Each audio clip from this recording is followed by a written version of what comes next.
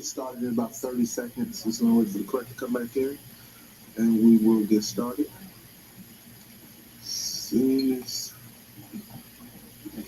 Good evening, everybody.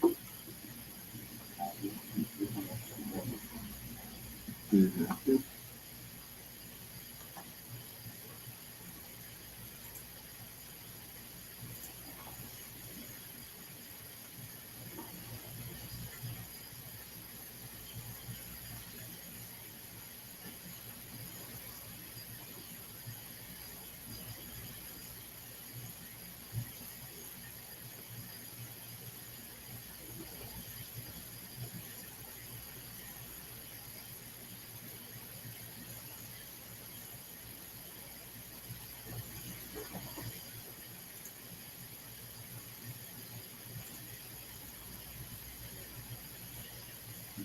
All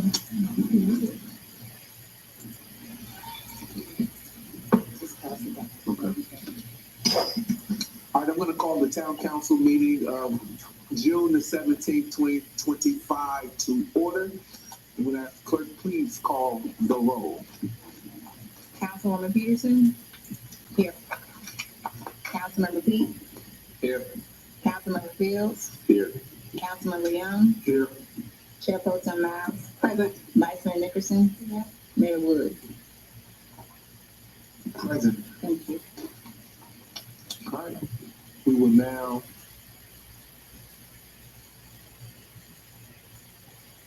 all right, we're going to have a moment of silence, and then it'll be followed by the Pledge of Allegiance.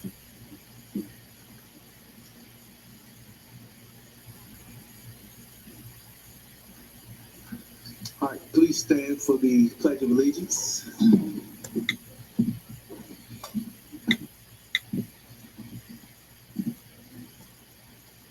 I pledge allegiance to the flag of the United States of America and to the republic for which it stands, one nation, under God, indivisible, with liberty and justice for all. Please be seated.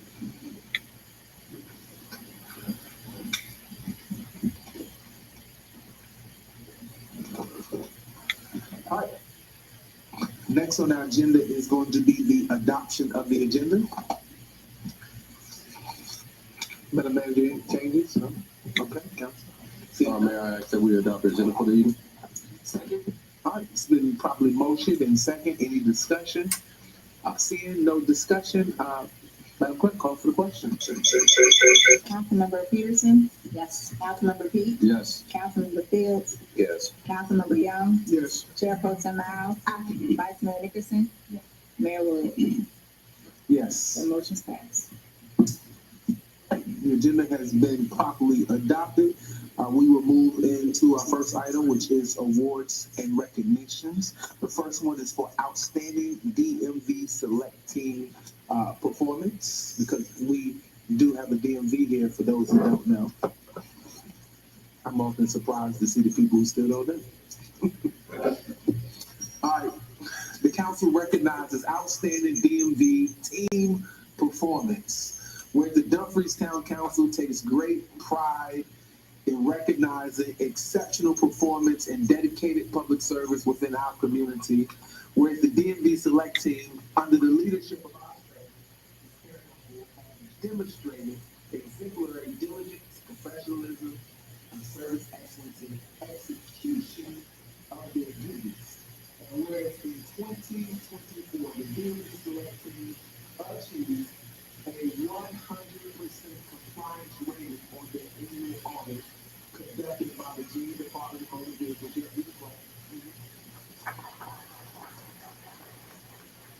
Reflecting a standard of accuracy, integrity, and operational excellence. And whereas this outstanding audit results highlights not only the technical expertise of the staff, but also their steadfast commitment to accountability, customer service, ensuring a high quality experience for the residents of Dumfries and beyond. Whereas the town council values and acknowledges their hard work, their attention to detail, and their continued service to the DMV Select as an essential part of our town government. Now, therefore, be it proclaimed that the Dumfries Town Council does hereby recognize and commend the DMV Select Team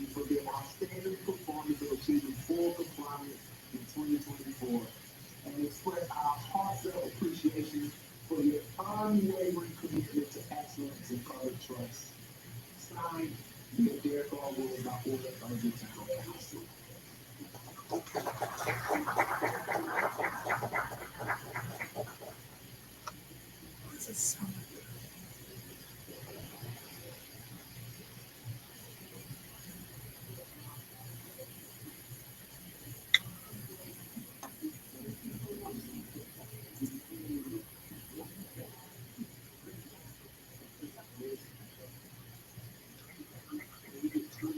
Side? Oh, you switch You out? sit behind. I've actually got behind. Oh, you get behind. Okay.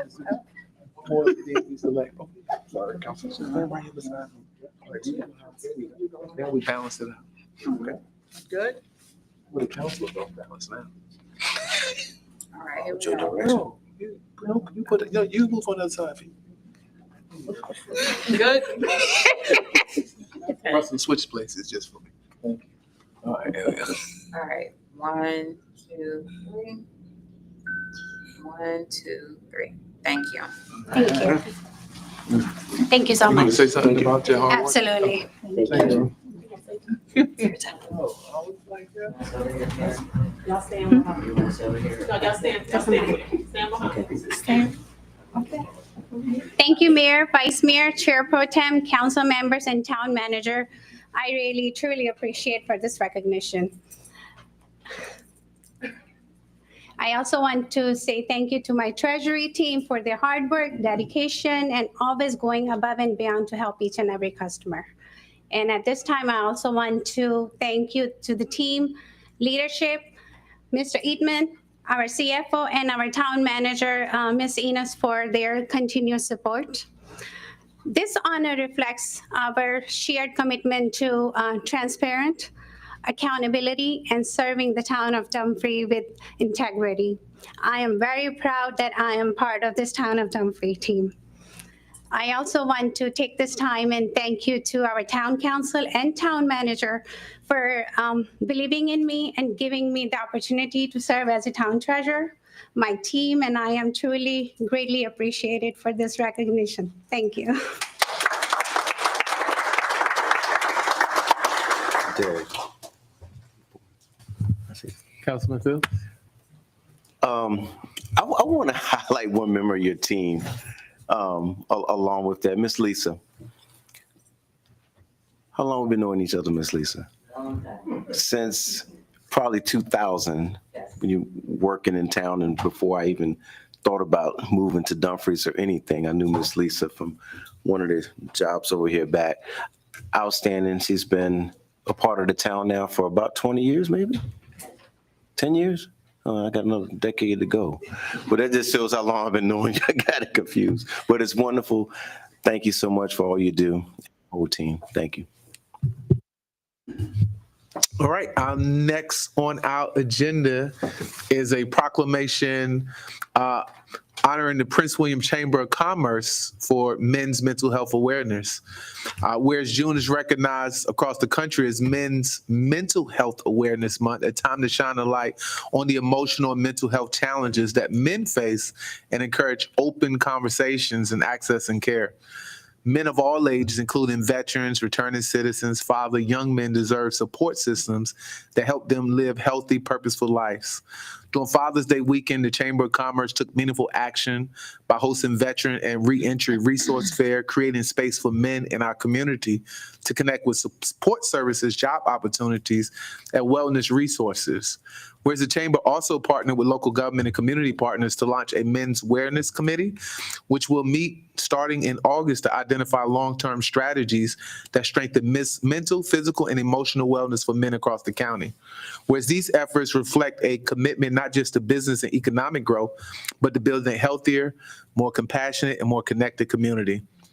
Now, therefore, be it proclaimed that the Dumfries Town Council recognized Men's Mental Health Awareness Month, and we proudly commend the Prince William Chamber of Commerce for their leadership in promoting men's wellness, supporting veterans and reentry, and champion mental health awareness across the region. Signed, Mayor Derek Wood, by order of council. It's from the council, Eugene.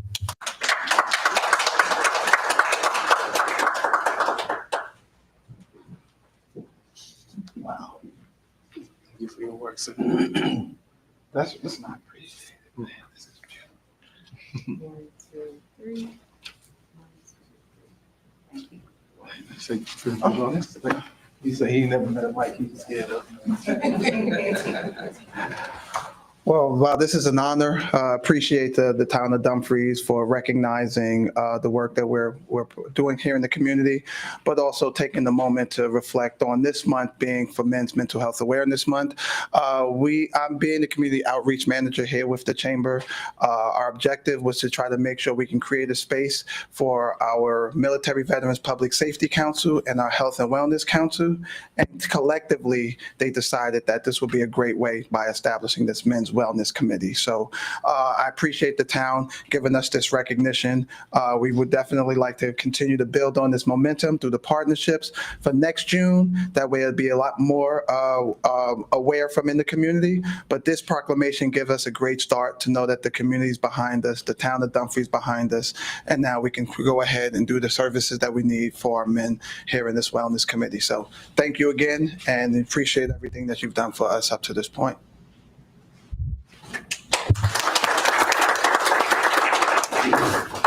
Lastly is Men's Mental Health honoring the Prince William County Community Services Board, CSB. It's a mouthful. Whereas men of all ages may experience the mental health conditions such as depression, anxiety, substance abuse, trauma, yet too many of these men suffer in silence due to the stigma or lack of access or support.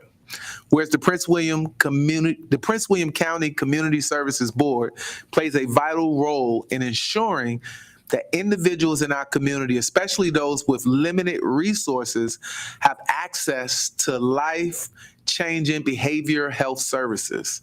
And whereas I'm gonna say CSB is a publicly funded agency that provides services for individuals with mental health needs, substance use disorders, and intellectual or developmental disabilities, serving residents of Prince William and City of Manassas as well as Manassas Park.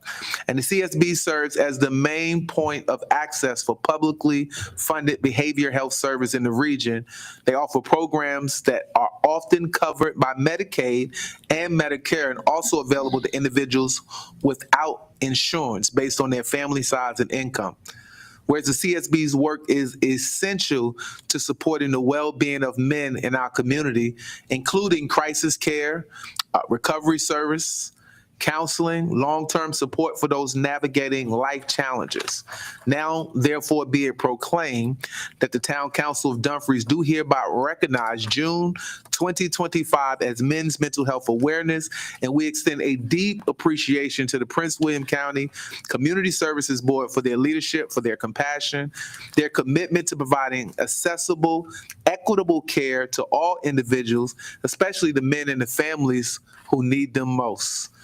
Let us break silence, let us stop the stigma, and stand with men in our community because mental health matters for everyone. Signed, Mayor Derek R. Wood, by order of the Town Council.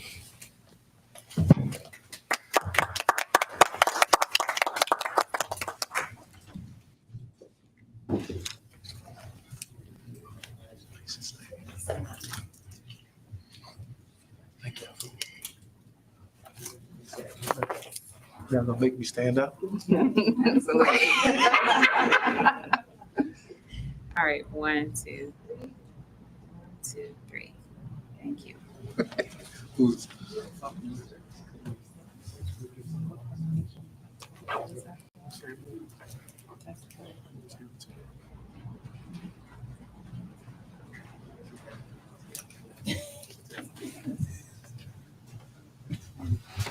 Yes, so we are from the Same Day Access Program and from the Access Trauma Program. We are the front door of community services. So people from Prince William County can come in and receive an assessment and a screening the same day to receive any services. One of the resources that we have in the last few years that we actually have service members and veterans and family members that can actually coordinate services for our clients that are veterans. Sorry. And that is attached to our access services. Veterans that are struggling right now, needing resources in Prince William County that are coming through Access are able to have in one-on-one with our resource coordinator that can receive services not just within Access and community services, but is also within the community, any resources they need. We have some resources with us that we can leave here for anyone that needs it. But in addition to Access, we also have our Access Trauma Program and our clinicians that can go more in detail about how can we resource clients that have experienced a traumatic event. So. Good evening, guys. My name is Marie, and I oversee the Access Trauma Treatment Program with Ms. Ebony. So I pulled a little bit of statistics for you guys. So our program's relatively new. We started in August of 23, and since the program started, we've had an opportunity to serve 191 individuals. And when we first started, we weren't tracking the gender data. Shortly after starting, we did. And so out of those 191, about 50 or so were unaccounted for gender-wise. But I do have some stats, since it is Men's Mental Health Awareness Month, that we were able to serve 37 men within our program. And we do some tracking and some data analysis to make sure that the services that we're offering them are effective. Those outcome measures show a significant improvement in their trauma-related symptoms. So just wanted to say thank you all for, giving us an opportunity to share a little bit about what we do and recognizing the work. And I'll leave some information in the back. Okay. Thank you. Councilman Pete? Oh, yeah. Okay. So I just wanted to share something really briefly. Some of you may have heard that there is going to be a crisis receiving center. So that is the Prince William County CSB. So our program, along with emergency services and some of the other substance abuse programs, will be located in that building. So the awesome thing about that is, going back to what you said, Mayor Wood, about taking off the stigma, is now we have a visible space where people can come in 24/7 and get access to mental health treatment. There's going to be 2 16-unit beds available for youth and for adults. And so it's a really great move in the community. As far as I know, we'll be the only one in Virginia, if I'm not mistaken. Yes, that will be the first one. The first one in Virginia. So it's a really great step for our community. Well, thank you. That's big, yeah. Well, thank you, ladies. Okay, Councilman Pete? Yes. Could you guys provide that location again, please? I don't think it's open. No, where is It's that? going to be, I believe I wrote it down. It's going to be located at 14011 Worth Avenue in Woodbridge. It's the building formerly known as the Gander Mountain Building. You probably all went there and got your COVID shots. Okay, At across some from the Woodbridge Walmart. Correct. Okay. Correct. Thank you Yep. for the information. Absolutely. All right. Thank you. Great information. All right. Next on our agenda, was any citizen signed up to speak tonight, ma'am? All right. Moving right along, reports and presentation. So our first presentation tonight is from the Marine Corps lead, Miss Leanne Mitchell. Yes. Oh, I skipped over there. I checked it off already. Sorry. Yes. Approval of the minutes for the June 3rd, 2025 Town Council meeting. Mr. Mayor, I'd like to move that we approve the minutes for June 3rd. Okay, I'll second that. All right, any discussion? All right, seeing none, Madam Clerk, please call for the question. Councilmember Peterson? Aye. Councilmember Pete? Yes. Councilmember Fields? Yes. Councilmember Young? Yes. Chair Pro Tem Miles? Abstain. Vice Mayor Nickerson? I abstain due to absence. Mayor Wood? Yes. Motion's passed. Thank you. All right, now we'll move to our reports and presentations from the Marine Corps. From the Marine Corps by Ms. Leanne Mitchell, the Vice President of Events, Sponsorships, and Advertising.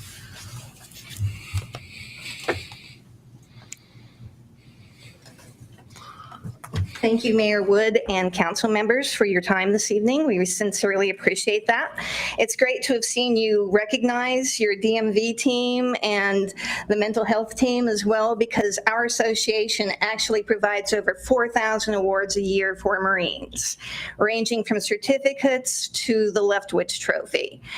And 125 of those awards are presented at our key awards dinners, which we provide primarily in the NCR. And because we're so close, we're based over here at Marine Corps Base Quantico, we'd love to get you all involved more in what we're doing and have you know what we're doing and invite you to come and join us at some of our events too. We do events at the clubs at Quantico. We go up to the Hilton in Alexandria and Crystal Gateway Marriott in Arlington, but you're invited to join us at any event so that you can go out and talk to the Marines and enjoy camaraderie with them. Participating in our events is a great way to show your support of the Marine Corps while helping us recognize Marines. Marines and other service members always dine for free at our events. So any seats you can't use, go to a Marine or their spouses. Attendance ranges from 220 at our dinners in Camp Lejeune to 500 to 3 weeks ago when we did our intelligence and cyber and information awards. Our organization has been around since 1913. And so we're very proud of what we've done over the last 112 years. We actually publish 2 magazines. We publish Leatherneck and the Marine Corps Gazette. And I would like to give you copies of both of them. And I've got them open to the page that I want to discuss in a few seconds. But these are the birthday ads that I wanted you to see from last year. And we'd like to invite you to participate in having your logo, the Town of Dumfries logo, in these publications this year. The cost is only $177.50 to have your logo in both magazines. We even have groups like Visit Oceanside, California that are part of the logo ads, and it's just a great way to say, hey, thank you, because you know that you've got Marines shopping in Dumfries. They're using your services in Dumfries. So it's a wonderful way to say thank you and let them know happy 250th birthday, which is amazing. And that'll be on November 10th. This is running in the November edition. And there's copies of that in your book. And we'd also like to invite you to participate in our awards program itself. Right now, as I said earlier, we have 125 awards that we present at our dinners. And when I first started in 2007, we had 14. That shows you how much the deputy commandants and commanding generals desire our recognition programs. We don't just give out something that's just off the shelf. We actually go out and we have sculptors that make a lot of the awards, and there's something that are heirloom properties that the Marines cherish forever. And right now we have 2 awards that I've listed in here. I'm not going to go through this unless you've got questions about it. But if you want to take a look, and if this is something that interests you, because this is at our Manpower and Reserve Affairs dinner on July 10th up at the Hilton Alexandria Mark Center. And we do need sponsors for the last 2 awards, which are the Equal Opportunity Award and the Administration Marine of the Year. And I'm discounting those. Everybody looks at me when I say discount because we really would like to get you all involved. And the price is $2,000, but I'll let you talk about that and see if this is something you'd like to support. Something else that we're doing new this year is we're providing spouse and community awards programs. And we are doing summits, spouse summits over at TBS, which is the basic school at Quantico. I'm not sure if you're all familiar with the basic school and all the various schools at the university and such, but the wives come in for just about 6 months and then they have to leave and get reassigned with their husbands. And so it's really important to try to get them immersed somehow.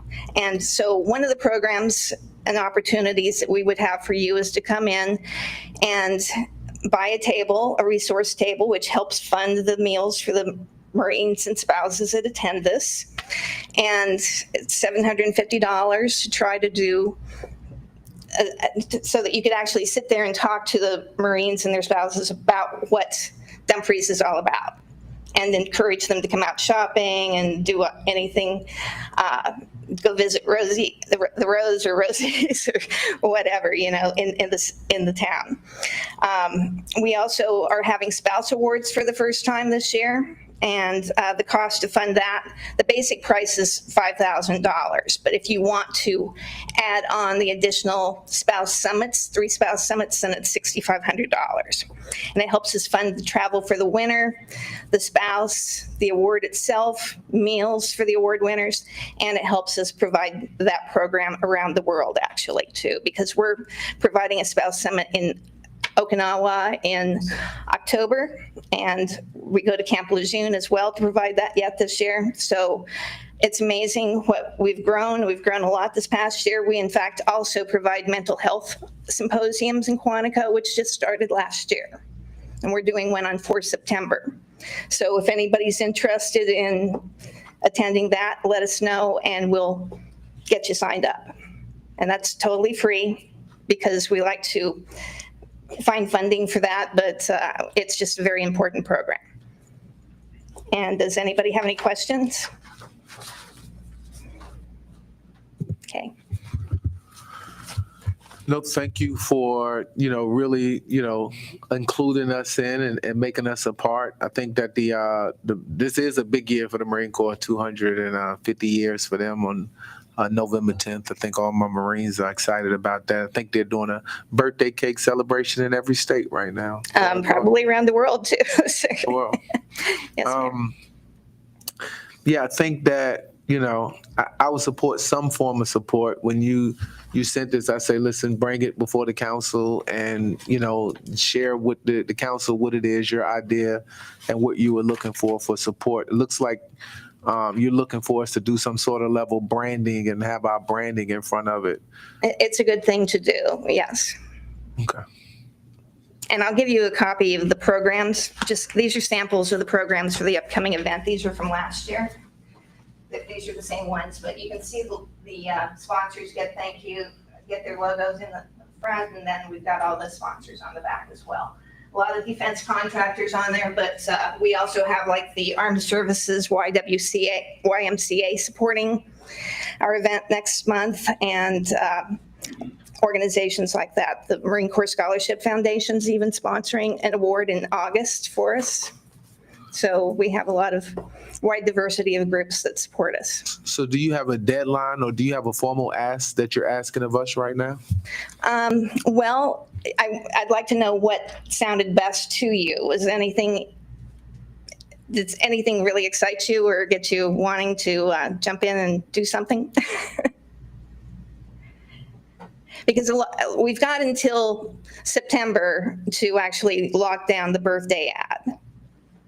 And then we do need to know in the next week or two, though, about the Manpower and Reserve Affairs Award, because that's on July 10th. And then, because we'd like to have you have a presenter at that awards event if you'd like to participate. And then you can bring several people with you as well. And again, it's a great evening. It's a great way to see the Marines getting recognized from Manpower. Okay. I'll go Councilman Young and then I'll come Councilman Fields. Sure. Yes, thank you again for your presentation. Quick question. What is the average attendance to these events? For the ones coming up next month, it's about 350. But for the events in Quantico, it's about 350 as well, because that's all that the clubs at Quantico holds until they revamp themselves and reopen with 600 seats. I don't know whether you all knew that they were going to close down or not, but they are. But they're going to reopen with 600 capacity for 600 guests. But we go up to 500 depending on the particular event. Okay, Councilman Fields. Thank you for your presentation. Even though I'm an Army man, we just celebrated our 250th. Yes, thank you for your service. And in fact, one of the women that works with me, her husband's a 2-star general over in Wiesbaden right now. Oh, awesome. With the Marine Corps base being right here as pretty much a pillar of our town, Right. I want to also add our first African-American mayor is former Marine. Yes. Our second mayor, African-American mayor, was a former Marine. So I found it only fitting that Dumfries highly represent, because to the Marines, they're going to say, well, what's the town next door to it? They're going to say Triangle or either Dumfries, Right. most likely Dumfries, because we see a lot of Marines come through town, use our town for many things, and we're glad to support that. High atop our new hill that we have up here, I call it Dumfries Mountain, we can see the Marine Corps Museum. Right. It stands out from many places in town, and we've also used the museum as well. Exactly. So I think it's only fitting that we have a seat at the table with this. I think this would be great for Dumfries, and it'd be great to show the Marine Corps that we're in great support of them. Mm-hmm. Thank you. Vice Mayor. Thank you. I just want to be clear on the ask. Are we looking, or when I say we, are you all looking for specific funding, or are you looking for sponsorship? And I need to be very clear on that and what amounts you're looking for, because of course, we have a process with regard to our budget and with regard to grants, et cetera. So if there isn't a financial ask here, we need to be very clear so we know what it is that we're talking about for approval conversations. Okay. The $177.50 for the birthday ad is an advertisement. It's not a sponsorship. But the awards we discussed, those could be sponsorships. Okay. Or donations, whichever, you prefer. Okay. Because we've had entities donate money to us for awards instead of sponsor them. Okay. Thank you for that clarification. So all of these aren't branding and advertising. Only one of them is advertising. And the other- Right. Okay. Although you're welcome to buy an ad. And, I used to be an advertising manager back in Chicago years ago. And, we actually would sell towns ads where they could actually promote each business inside of them, but So I guess tell us about the dinner. We were curious about the dinner that you had. okay, the What is Manpower and that? Reserve Affairs. Yeah. Yes, that one is, again, that's going to be about 350 people, and it'll be at the Hilton Alexandria Mark Center at 6:00. We'll have a private reception as well as a foyer reception, but because you're the town of Dumfries, we'd allow you all to, the ones that decide to come, to attend the private reception. We're still waiting on the speaker because the commanding general or the deputy commandant of Manpower, he's about ready to change command right now and go down to Marcent. So we're like sitting there going, come on, guys. But it's an amazing night. Just seeing 16 award winners get recognized and being part of it. So many people enjoy going up on stage. And you would get to send one person up on stage during the award presentation and hand that award to the award winner. Well, no, I would support the ad. And then if, we could talk offline if anybody wanted to go do the dinner, and we could just look at dinner tickets. So Yeah, you can do that too. I would support the ad. I think the ad is a easy branding thing. So I don't know if we want to make that town manager. So, Mayor Wood, in my review of the document, I believe there's two options for an ad. One ad is $177.50. The other one is a full nonprofit government advertisement for $2,100. I believe they are. So there's two of them. So if council, What's the difference in the that two? one is a full page and one is just the logo, from what I read. If you want to promote yourselves, you could buy the full page ad. Tonight, I'm mainly looking at the logo ads. But if you'd like to do something to say the town of Dumfries wishes the Marine Corps a very happy birthday, you can buy a full page ad too. Vice Mayor, Councilman Pete, and then I go. You hadn't spoken yet, so. Thank you, Mr. Mayor. Looking at this, I see that we have 2,100 per publication in November. Are we in doing this, are we asking for a continuation of 2,100 per November, or is that a one-time fee and then you guys resubmit every year? How does that work? That's just a one-time thing for the $2,100 per magazine. So you can, if you want to pick up the same ad the following year, it would be $2,100 again. Or you can do a half-page ad or a quarter-page ad. You know, we've got various other sizes you can look at. Okay, thank you. Thank you, Mr. Mayor. You're welcome. All right, Vice Mayor. Thank you. Let me start by making it very clear that I absolutely support the Marine Corps and all of our armed services, and I appreciate all the sacrifices they and their families make for our country. I led with that because what I'm going to say next could be misconstrued. But as we sit here and we're having this discussion, you're asking us for, or providing us the opportunity to sponsor sponsorships or to do advertisement in your magazines. And I know that there are a lot of organizations in the town of Dumfries and around the town of Dumfries who do these same types of advertisements. And I want us to be very careful as a body that we do not open the door by setting the precedence that organizations will come to our council meeting asking for us to advertise in their books.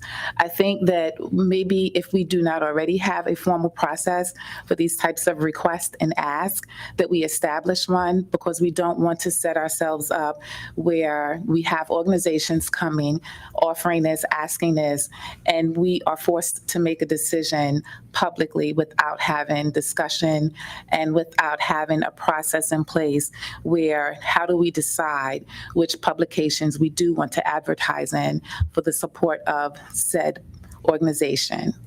And that's what I want the council to consider before we continue any further with this discussion.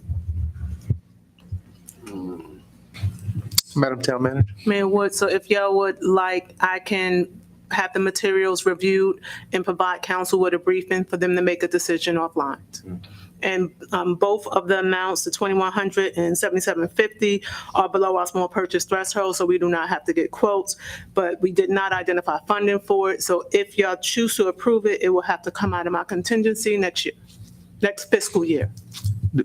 Do we have anything?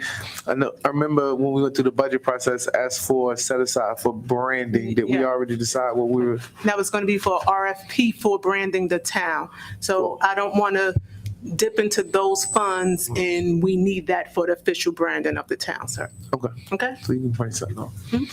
All right.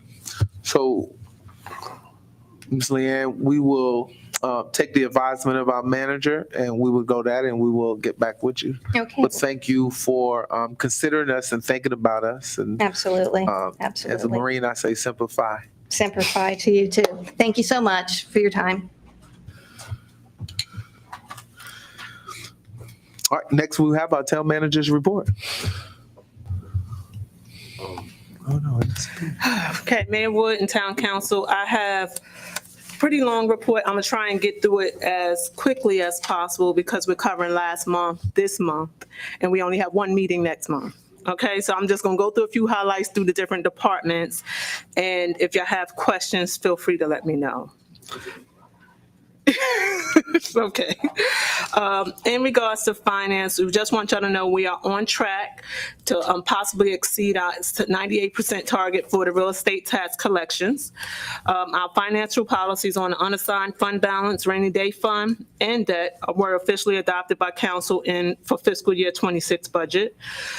Customer service efficiencies have improved with the average transaction time of 4.25 minutes. And as it relates to the town's bond rating, as directed by council, we are on track for having a rating call in fall of this year. The town submitted several key pieces of financial information for our financial advisors to build a solid credit profile.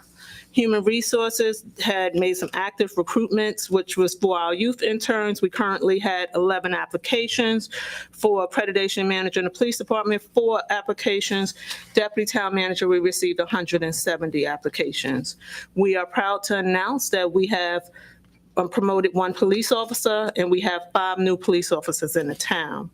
Moving down to information technology, pleased to announce that our new town website will be live tomorrow.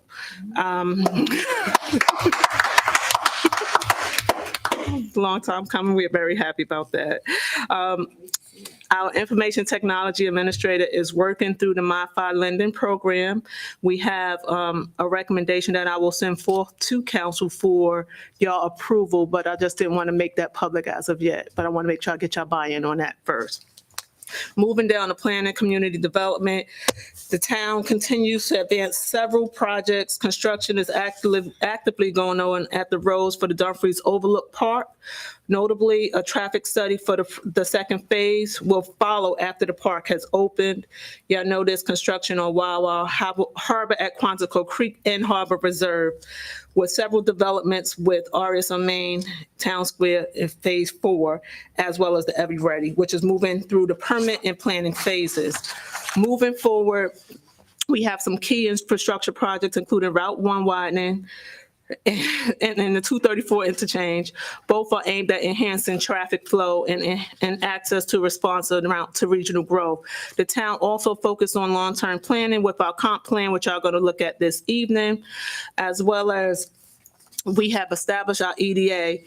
We are underway to attract investments and guide future economic initiatives. The town has received applications, and I just received notification from the mayor that y'all will look at those applications at the next council meeting. Moving on to the police department.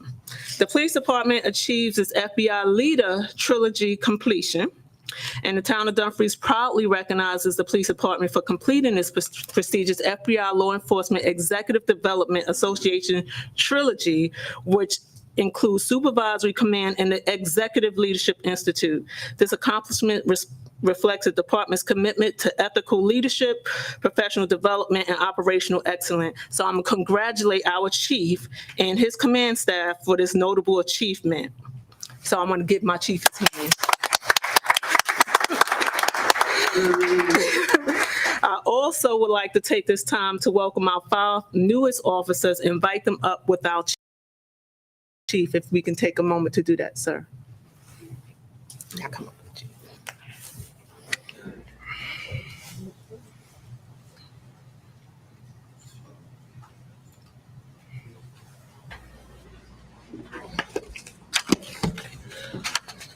They could pass the award around. We received to show you guys. Thanks, chief. Second. So real quick on the FBI trilogy, the police department would say it's proud to announce that the command staff has received this award. Not only just the command staff, which is me and the captain. We have 3 sergeants that have also received the trilogy for that, which is above and beyond the command staff. And the 2 newly promoted sergeants will hopefully be in that soon as well. Consists of 3 intensive leadership institute supervisor leadership institute, which is a first line supervisor class, command leadership institute, which emphasizes organizational accountability, risk management and decision making, and then executive leadership, which covers strategic planning and leadership influence, as well as agency vision. Each program builds on the next for the vision for every step of command. And why this matters, it strengthens the internal leadership, structures of the department, enhances public trust and transparency, supports succession planning and long-term agency stability, aligns with national best practices for professional law enforcement leadership. We just want to say thank you to the council and the town manager for allowing us the funding for these opportunities, for prioritizing leadership development, funding the nationally recognized training opportunities, and support our ongoing commitment to excellence. Leadership is not about a title or designation, it's about impact, influence, and inspiration. I didn't come up with that, so I will quote Robin Sharma for that. We are proud to lead with purpose and represent the town with integrity, and thank you all for believing in us.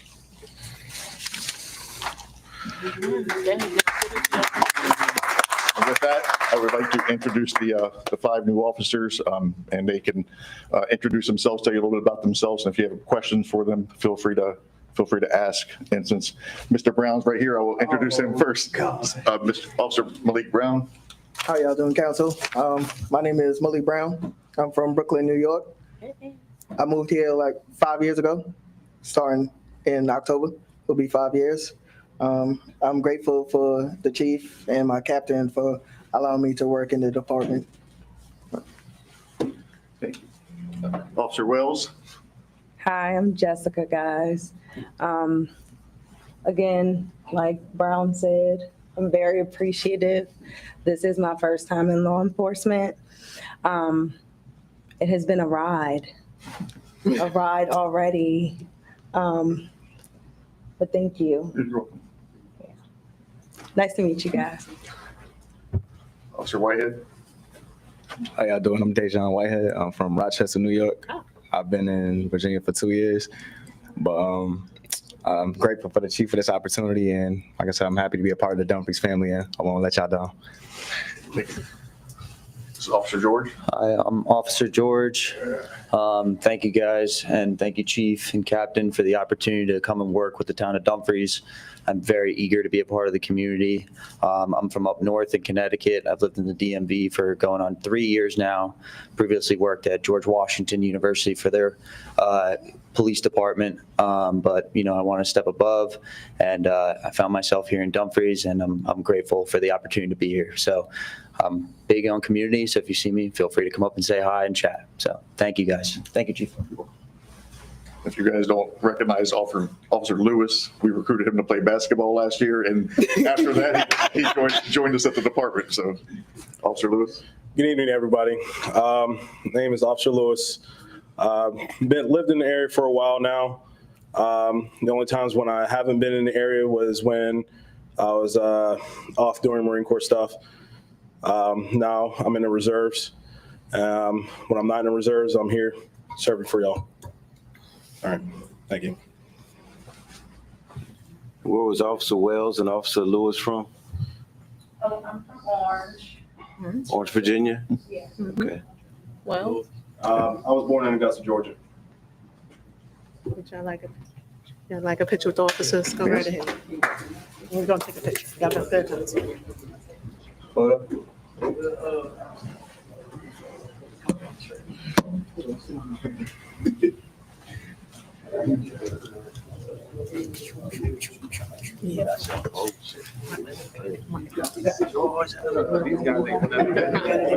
What's you running from? Chief. And make sure as soon as you take with the officer.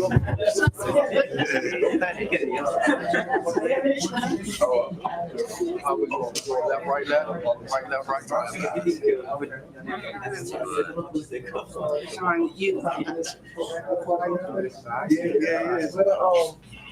No, that's not for them. They didn't get that. That's for Alicia. Yeah. Chief and the captain only with the award. Oh, yeah. Finish. I think we need to. I think I said Y'all the left on each other. Are we too far apart? Yeah, she ain't gonna bite you. You got them on here. Captain, we ask you to come on this side, please. Thank you. What happened to me? Y'all see Ronnie? Here we go. 1, 2, 3. 1, 2, 3.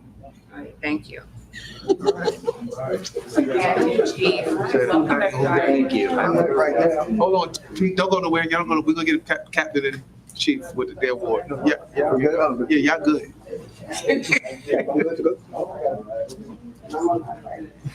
I got you.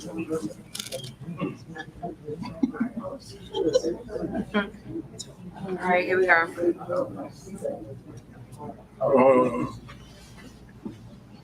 Councilman, can we get you on this side?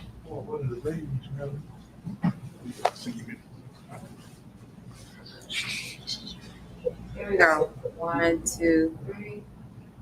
1, 2, 3. All right, thank you.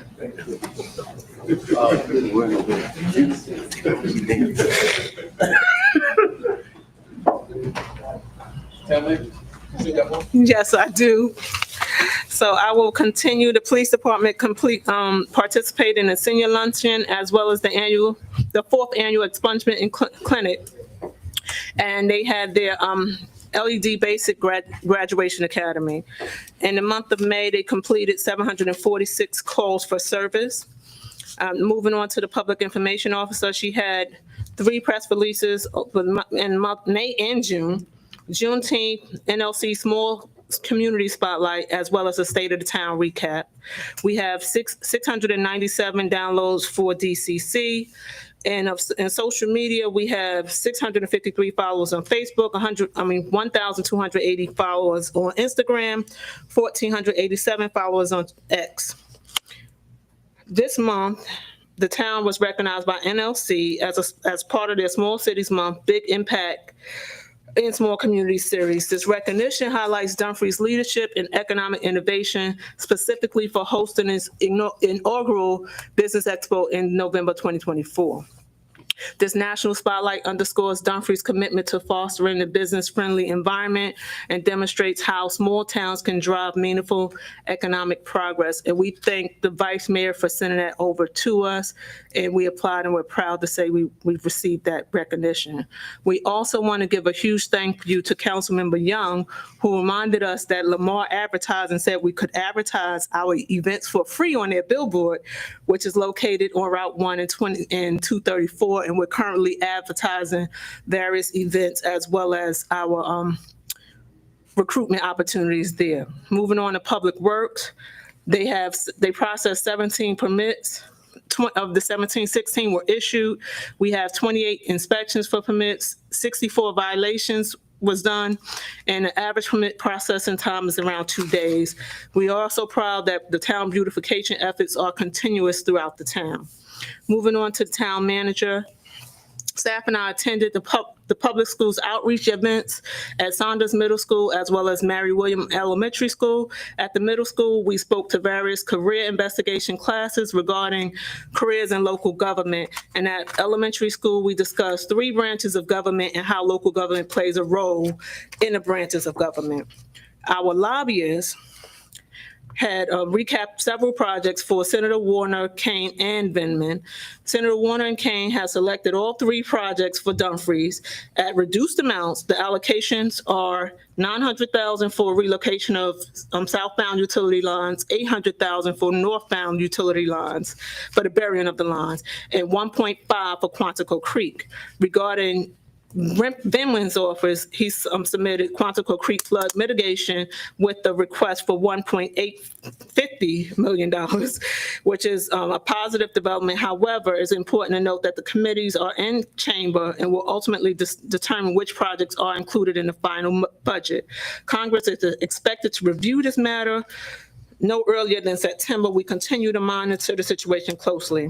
Moving on to recreation and civic engagement, the farmers market is still open until September 21st. Juneteenth celebration is currently canceled due to the up and coming weather. Our autism event is scheduled for June 24th from 9 to 1 p.m. That's the Autism ID event. I apologize. Autism Appreciation event was rescheduled to June 28th here at Garrison Park from 1 to 4 p.m. The town was asked to partner with Future Kings to introduce a drone awareness to the youth in the town. Therefore, we are partnering with them to conduct a drone camp, which will take place on June 28th at Clyde, Washington from 10 to 8, and that's part of the recreation programming. Sir, that concludes my report. I hope if y'all have questions, y'all can just, I hope I got the responses. All right. So if nobody, I do, Vice Mayor. Thank you. With regard to the Dumfries Citizen Connect, the downloads and the registered accounts. We do have a lot of downloads, but not as many registered accounts. If the app is downloaded, do they still receive the notifications? No, ma'am. They would have to go through the full registration process before they receive the notifications. So the amount of downloads, I mean, we almost have 1,000 downloads, but less than 300 actual registered accounts. I think we need to start looking at how do we have to strategize how to get people more engaged with that. I know during the last meeting, I wasn't here, but there was conversation about another app. I wrote it down. Indigov, and there was questions about considering using that to supplement our engagement through DCC. I don't support that idea right now, but what I do think we need to do is really focus on strategizing how do we increase engagement. And for the things that Indigov can do, we need to maybe go back to GoGov and see what additional tenants they have as a part of their platform that could help supplement some of the offerings of Indigov, since we already are working with them. And I know that we do not have the complete package of GoGov, and there are still some tenants that are available that may be able to help us with increasing engagement. And if I'm not mistaken, when they presented to us, one of the things that they talked to us about was the fact that they would help with engagement. So I think we need to tap back into them and figure out how to increase the engagement with GoGov. And for me, I'm looking at putting Indigov on the back burner for now, because the different types of programs that they are, I'm just not a fan of Indigov. But I want us to make sure we're using GoGov to its fullest potential. That's it. Thank you. Okay. All right. I just wanted to bring to your attention. Oh, no. Councilman Pete, go ahead. One more thing there, TM. With our farmers market, how are we looking with that? Like, because I'm riding by, seeing it, I see we've minimized. I don't see that as doing what it do right now. And if I can get the support of the council, and that was one of the things that I brought up along with the recreation center, was to attach the farmers market. We've tried it at different locations. We've tried it over there at the recreational center. We've tried it over here at Market at Main. We just can't, we can't get the easement to get over there at the commuter lot. That was pretty much a drive to get there, but we just can't get there. I would like to make a motion that we cancel the farmers market and revamp it and bring it back next year.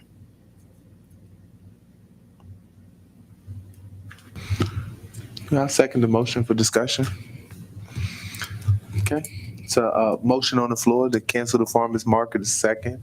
I'll now open up the floor for discussion. All right, Vice Mayor.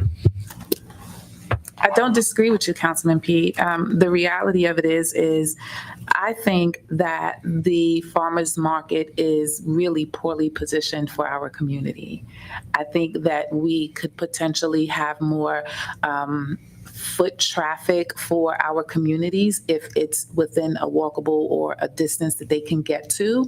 And our most densely populated area are the townhomes. And if vendors at the farmers market have different payments that they accept to include EBT, then they could absolutely get more foot traffic, they could get more sales and what have you, if they are in a place that is more accessible to our community.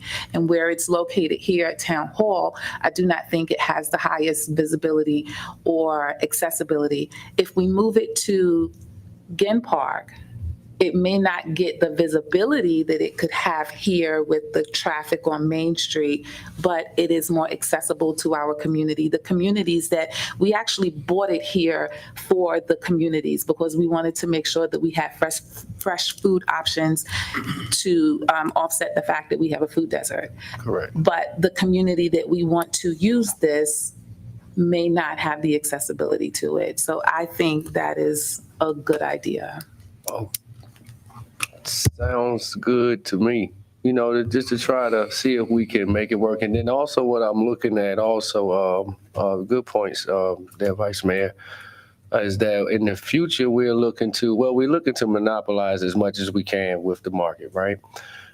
In the future we'll be moving the bulk. Okay, so we'll be moving the bulk of the foot traffic going southbound over, and then we'll be revitalizing down here and probably pushing it back there. So it looks like it'll go back and forth.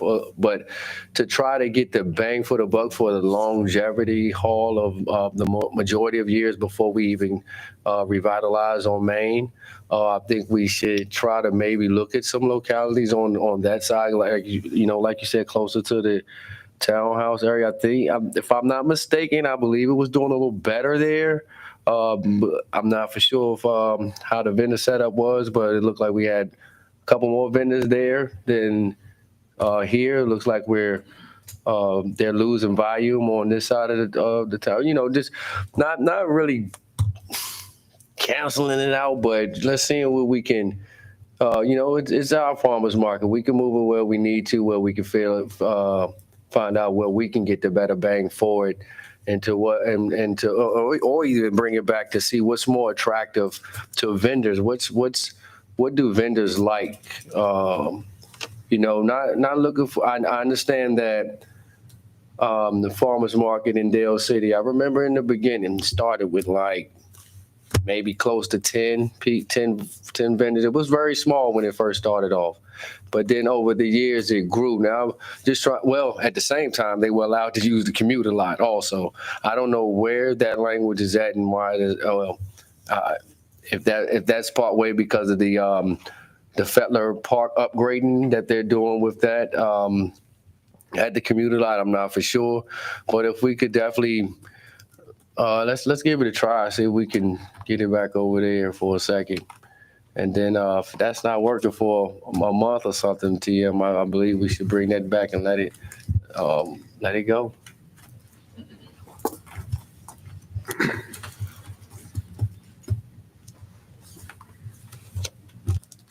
With that, I yield, Mr. Mayor. Oh, Councilman Young. Yes, sir. Thank you. Town manager, real quick, is there any way to, evaluate exactly what the vendors are looking for to come in? Because my wife and I visited this past Saturday. We only saw 3 vendors that were out there. So just want to see exactly what is it that we can attract, maybe even more vendors or help vendors, with any type of assistance of getting them here. Okay. Okay. So yes, there's assistance that some of the vendors ask for. Mostly they are asking for us to waive the fees associated with the farmers market. I apologize, I don't have those amounts. But it looks like since we don't have like the fresh food options, the citizens has lost interest. And you are correct, I came here this weekend as well and saw 3 vendors and I was very disappointed. So look forward to this vote that you're making. I didn't know it was coming because I think we do need a refresh for our farmers market. We need to do some more marketing to see what we can do to get more vendors here. Okay, so some of the feedback I've gotten from the community. One was, I guess, on the watermelon man, I guess him not being able to come for whatever reason. I'm not going to go into what was said out there, but just for whatever. Watermelon man was a big draw, and all the vendors were able to make money off of him. So I guess there was some barriers created. Also, there was suggestions that we create a partnership with Dumfries Shopping Center with all that open space there, because you have Route 1 right there. You have all that traffic coming right there. So the Route 1 would give us more visibility, and you have access to a lot of the higher density community, right? So it's been recommended that we do that as well. We have had in the past, when we first created it, we had SNAP. We had a market manager, we had all of those programs, and we even gave out what was called Dumfries Bucks, where we would give some people in our community Dumfries Bucks to come shop at it. But the farmers market doesn't have a farm appeal right now. And so because it doesn't have a farm appeal, it's not a farmer's market, and so it's just right now people coming down. We do not, if you drive this street on Saturdays, we do not have the car traffic to support this thing. I know people, we talk about traffic, but there is no traffic out here on Saturdays coming down there. So there is no visibility for these cars to come out here. So there's no density that's happening on this thing. And so, you know, I definitely support, which is why I supported having the conversation, and I second it because I didn't think that there was really a farmer's market when I came out. I came out and spent plenty of money on just shea butter and black soap and that type of stuff. And just because, you know, I just wanted to support the vendors who, you know, came here to town, but it was, you know, that was just about the core of what we can get out here. So if there's no more discussion, Councilman Pete, you have something else before we call for this? Yes. Okay, so and thinking of farmers market and everything, right? I've been thinking for the last month or so, should we include this with a farmers flea markets to where they're able to sell different type of merchandise instead of just food? Can they sell T-shirts? Can they sell necklaces or things? Huh? Oh, well, can you? So currently, if any vendor signs up, because we've got people who came and sold jewelry, we had people who come sell hair products. So right now, we're not turning anyone away who's interested in supporting us every weekend. Okay. Yes, Okay. sir. Okay. Yeah, because that's All right, so there is a motion on the floor in the second. Madam Clerk, could you tell us what the motion in the second was? Because I think we want to be clear. The motion that was made by Councilman Pete was to cancel the farmer's market, And, seconded by Mayor Wood. no. Oh, and revamp it Okay, to we come wanted to back make with sure a we had revamped idea. I'm sorry. the second part of that motion in there. I mean, I think it was correctly. Yeah, that was what he said when he made the motion. He Okay. just said The to cancel. discussion included some additional. Okay, He said revamp. okay. I thought you said I revamp thought he it. did say revamp. Yeah, So he said it after the discussion Okay. opened. Yeah. okay. Yes, the motion was to cancel and bring it back, and that was the motion, and to bring it back and to a different location. So you want to amend it? Yeah, but I said you want to amend it because that's not what you We haven't said. took a vote yet. Go ahead. Okay, I would like to withdraw that motion. Okay, I'll withdraw the second. All right, Mr. Mayor, I would like to make a motion that we revamp the farmers market and relocate it. Is that what we look at? Just give them opportunity to revamp. Yeah, we Okay, can't- we're just gonna leave it at, You have to cancel it. okay, we're gonna cancel the market and then we're gonna revamp it to bring it back so we can do it like we don't do it in Dumfries. Cause ain't no party like a Dumfries party because of Dumfries. That's a long motion. I mean, you got. Okay, can you repeat all that whole motion? No, what's the motion? Out of the motion I got, Councilman Pete made a motion to cancel and revamp the farmer's market. I second that motion. All right. Seeing we've exhausted the discussion, please call for the question. Councilmember Peterson? Yes. Councilmember Pete? Yes. Councilmember Fields? Yes. Councilmember Young? Yes. Chair Pro Tem Miles? Vice Mayor Nickerson? Yes. Mayor Wood? Yes. Motion's passed. All right. My comments. First, Madam Town Manager, I just wanted to commend you and the Public Works team on your leadership and on the visible progress that's been made in implementing the town's beautification plan. I mean, you presented it months and then it came back and we just start seeing the implementation from the new planting at the town hall, the restripping of the parking lots, the upgrades that we're seeing at Ginn and Merchant Parks, the seasonal landscaping we're seeing around all of our Route 1 entry signs. These improvements I don't think they're just cosmetic. They're signaled a lot of pride, a lot of investment, a lot of renewed sense of place for our residents and our visitors, and they're taking notice in it.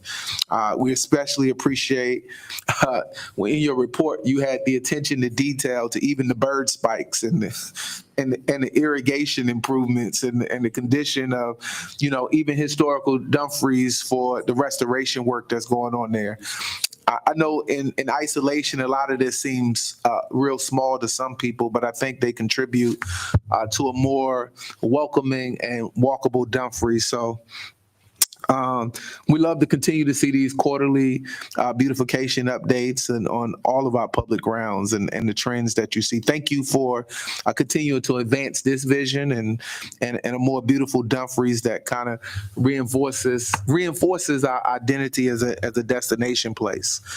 Now I'll go into just some of the concerns that I get walking through Prince William Estates regarding the ongoing disturbance with the construction and the redevelopment. And I know a lot of the residents are frustrated from the inconvenience and the quality of life, and we've been getting emails and all of that. And so I just wanted to ask a few questions for the record so that they can see that they are being heard, and then I'm passing these questions on. All right. And so the first one deals with the dust control compliance, because we probably have gotten, I don't know how many emails about it. So I'm asking the question out loud. Are the developers or site operators legally obligated under our local code or any other state environmental regulations to implement any dust control measures? And if so, have they been cited for failing to comply? All right, so they're asking, what is our current enforcement posture on the issue that's impacting? So do we have an enforcement posture? That's on the dust control. Noise ordinance. I don't know what our times are, but I guess Prince William has a heavy construction noise is not permitted before 7 a.m. on weekdays and 9 a.m. on Saturdays. And it seems these trucks are lining up at 5:30 in the morning. My wife is shaking her head. Yes, we can hear the beeping all the way up our hill of these trucks at 5:30, 5:45 in the morning. It's going boop, boop, boop. And they're parking in front of some of those people houses. They're waking up, going out there trying to tell these drivers to cut their trucks off because it's just sitting right in front of it. And so, do we have those same time restrictions for noise ordinances in our town? And what tools does our staff to ensure compliance when these trucks are lining up as early at 5:30 with these diesel trucks running, and they're pretty loud over there? They can be heard in both neighborhoods. Yeah. And third question deals with I guess they want to know if we've already issued any fines or citations for them doing that. Like, I don't know if our police have already doing that. So I said, let me check. And what threshold needs to be, what's the threshold for warnings and needs before enforcement action can be taken on this noise and this dust issue that they have? From a staff perspective, how do we balance the need, as we look forward for, because this is going to happen, we're going to start having a lot of development for economic development with the rights of the nearby residents to live free from disruption, as they say. I know that's impossible, especially in a residential area. All right. And is there a plan for increased monitoring or any type of escalated enforcement for these continued things? And so, and then you could if you can just send us all and just post some type of update on what we can do to outline and what actions can be taken as far as in compliance. And if you know any of these answers now, you can share with us now. So, no, Mayor, I do not have answers on the spot. I'm just going to ask if you could send those to me. I will get you responses for us to post public. Oh, great. We will post a response within the next week and let you know the responses to. I'll send one to council and make sure it's put on our town website. And we can also circulate it through DCC as well. And I do want to note that I did get word this morning that one of the residents did meet with the public works director. So to get some of his stuff addressed. So staff did respond to it. So just wanted to update that because I got that right before I came in. All right. That's all I got on town manager. Yes, Could I Mr. add a Fields. suggestion Yes. on, this is an immediate suggestion through the town manager, through the chief, through your officers. With the trucks lining up out there, that can immediately be stopped. Just have an officer out there to direct the trucks to stage over in the shopping center and not to be there at 5:30 something in the morning. I think they can start at 7. I think the noise ordinance is over at 7. So they can stage in the shopping center and not be allowed to come on the street until after 7. I think that's a reasonable, quick fix. Yeah, they're in front of my house.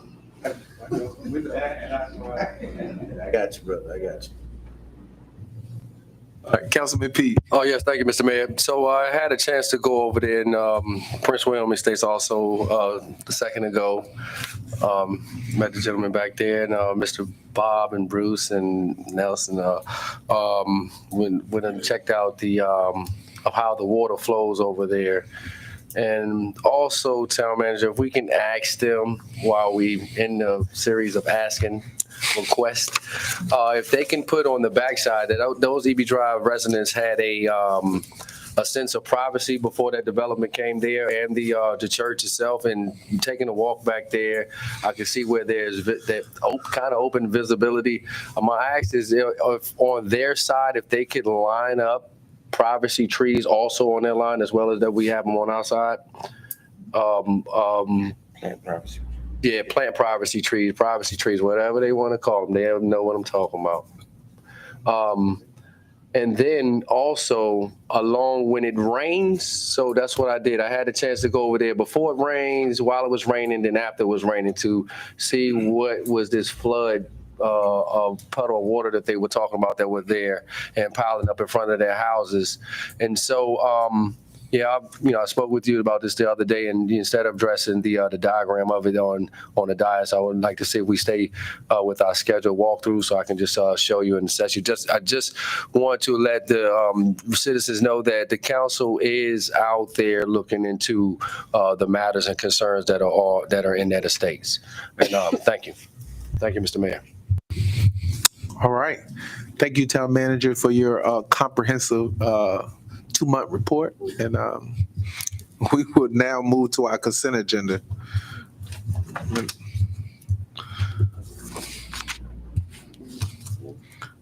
Mr. Mayor, I move we approve the consent agenda. I'll second that motion, Mr. Mayor. All right, it's been properly motioned and second. Any discussion? All right, good. Seeing no discussion, Madam Clerk, call for the question. Councilmember Peterson? Aye. Councilmember Pete? Yes. Councilmember Fields? Yes. Councilmember Young? Yes. Chair Pro Tem Miles? Aye. Vice Mayor Nickerson? Yes. Mayor Wood? Yes. That motion's passed. All right, Madam Clerk, please set the timer for 5 minutes. Give the council a 5-minute stretch break.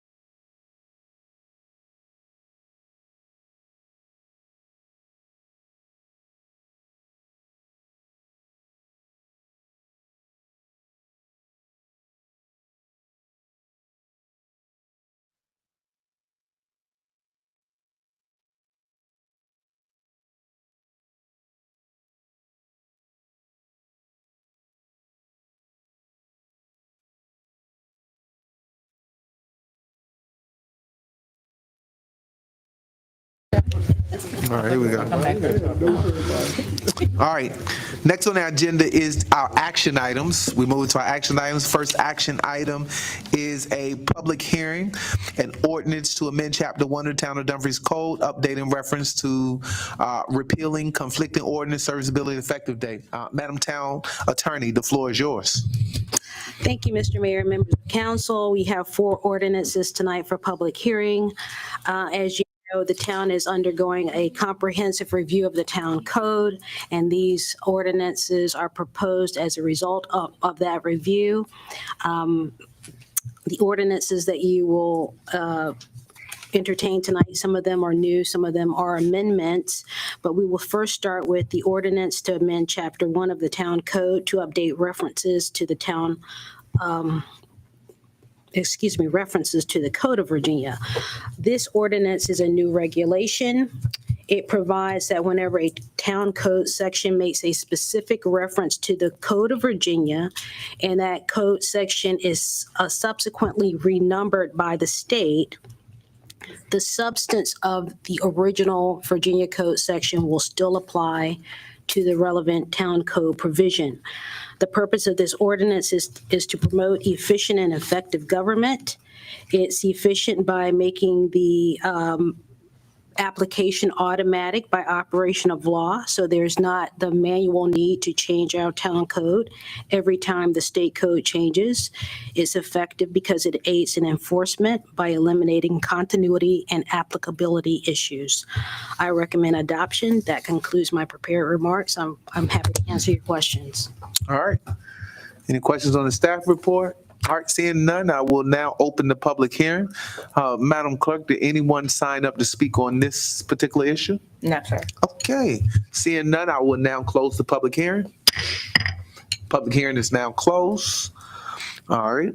Any follow-up questions after the public hearing? No, seeing none.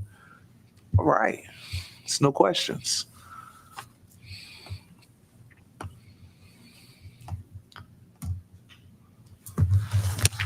All right, I will make the motion that we adopt the ordinance amending Chapter 1 of the Town of Dumfries to update the reference to repeal conflicting ordinance serviceability and effective date. Second that motion. All right, it's been motion and second. Seeing no lights for discussion, Madam Clerk, call for the question. Councilmember Peterson? Aye. Councilmember Pete?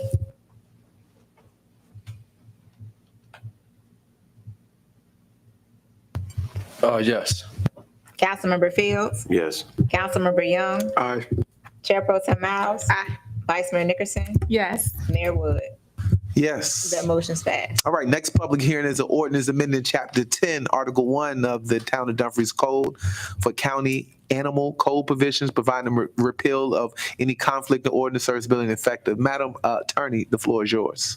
Thank you, Mr. Mayor. This ordinance amends Chapter 10 of Article 1 to adopt the county's animal code. The ordinance amends an existing ordinance. It operates on 2 levels. First, the amendment operates to repeal the current provisions of Chapter 10. On the second level, the amendment incorporates and adopts the Prince William County's animal code provisions. The purpose of this amendment is to bring the town code up to date with the town's current practices and needs, and to make the animal code provisions more enforceable. Because the county is already enforcing animal control laws in the town, the adoption of the county's animal code will enhance enforcement. I recommend the adoption of this ordinance. All right, any questions on the staff report? All right, seeing none, I will now, you have a question? No. Okay, I will now open up the public hearing. Is there anyone signed up to speak in the public hearing on this animal control ordinance? No, sir. All right. With that said, I will now close the public hearing. Public hearing is now closed. Looks like this animal, it looks like this is about animal control provisions. Looks like it creates alignment with our regional enforcement practices so that we have humane.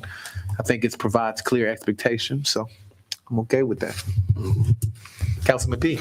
Mr. Mayor, I'd like to make a motion that we adopt this ordinance, establish emergency management. No, we're not there. My thing ain't even move up. B. Bravo.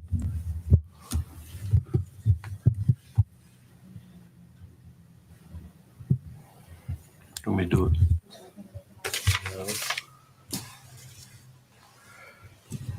Oh. I'd like to make a motion that we establish the ordinance adopting county animal control provisions for the town of Dumfries. I second. All right. Any discussion on the motion? All right, seeing none, Madam Clerk, please call for the question. Councilmember Peterson? Aye. Councilmember Pete? Yes. Councilmember Fields? Yes. Councilmember Young? Yes. Chair Pro Tem Miles? Aye. Vice Mayor Nickerson? Yes. Mayor Wood? Yes. That motion's passed. All right. Item C, a public hearing on an ordinance providing for appointees to serve continuously at the pleasure of the council. I know we need to do this unless limited by the Code of Virginia, providing for repeal, conflicting ordinance, serviceability, and effective date. Madam Attorney. Thank you, Mr. Mayor, members of council. This ordinance provides for appointees to serve at the pleasure of council. It's a new regulation, but it generally codifies what's already provided under Virginia law. And that is that a town council appointee serves at the pleasure of town's council and may be removed by the town council unless the Code of Virginia specifies the grounds of removal. The ordinance is drafted in three parts. Paragraph A, B, and C. Paragraph A basically states what I just summarized. B states that if the terms of removal are specified by the Code of Virginia, the council must follow the state code procedures to remove an appointee. And paragraph C states that members of council who are elected by the town councils to an office are also appointees of council for the purposes of this ordinance and may be removed, notwithstanding the term of appointment. The purpose of the ordinance is to bring the town up to date with its current needs and practices and to promote efficiencies. I recommend the adoption of this ordinance. Thank you. All right, any questions on the staff report? All right, seeing no staff report questions, Madam Clerk, did anyone sign up to speak on that? No, sir. All right, seeing no one here to speak on that, I will now close the public hearing. Public hearing is now closed. Madam Vice Mayor. I'd like to make a motion that we adopt the ordinance providing for appointees to serve at the pleasure of council unless limited by the Code of Virginia. Second. All right, it's been motioned and second. Any discussion? Seeing no discussion, Madam Clerk, please call for the question. Councilmember Peterson? Yes. Councilmember Pete? Yes. Councilmember Fields? Yes. Councilmember Young? Yes. Chair Pro Tem Miles? Aye. Vice Mayor Nickerson? Yeah. Mayor Wood? Yes. That motion's passed. All right, a public hearing now for ordinance authorizing and reauthorizing the creation of a planning commission for the town of Dumfries. Madam Attorney. Thank you, Mr. Mayor. This is our fourth and final ordinance tonight. It authorizes and reauthorizes the creation of the Planning Commission. The substance of this ordinance is actually required by law, which is that every locality has to create a planning commission. During our review of the town code, we did not find any existing ordinance that established the town planning commission. A review of the town historical records, including the uncodified ordinances and resolutions, also failed to show that this action was taken. And so the substance of this ordinance is to bring the town in sure compliance with state law. There are also other benefits of the ordinance itself. It brings the town code up to date with the town current practices and needs, specifically addressing the meeting requirements, the role of the planning director as the staff support for the planning the planning commission. And also, if the council will remember, we have recently started to have council refer matters back to the planning commission. That's a step that's required by statute, and a provision has been included in this ordinance that provides for the administrative referral so that those matters aren't brought to the council and cost the applicant time. For these reasons of efficiency and bringing the code up to date with the state law, I recommend adoption of this ordinance. Thank you. Councilman Fields. okay, you turned them off. Good. Thank you for streamlining the timeline in that with the planning to make sure that we can get stuff to them quicker. That was important. All right, seeing no questions on the staff report, Madam Clerk, is there anybody signed up for this? I'm gonna now open the public hearing. Is anyone signed up to speak? No, sir. All right. With that said, no one here to speak on that. I'm gonna hit the table. I'm gonna close the public hearing. All right. Mr. Mayor, I'd like to make a motion of adopting the ordinance authorizing and reauthorizing the creation of the Planning Commission for the town of Dumfries, Virginia. A second. All right, it's been motioned and second.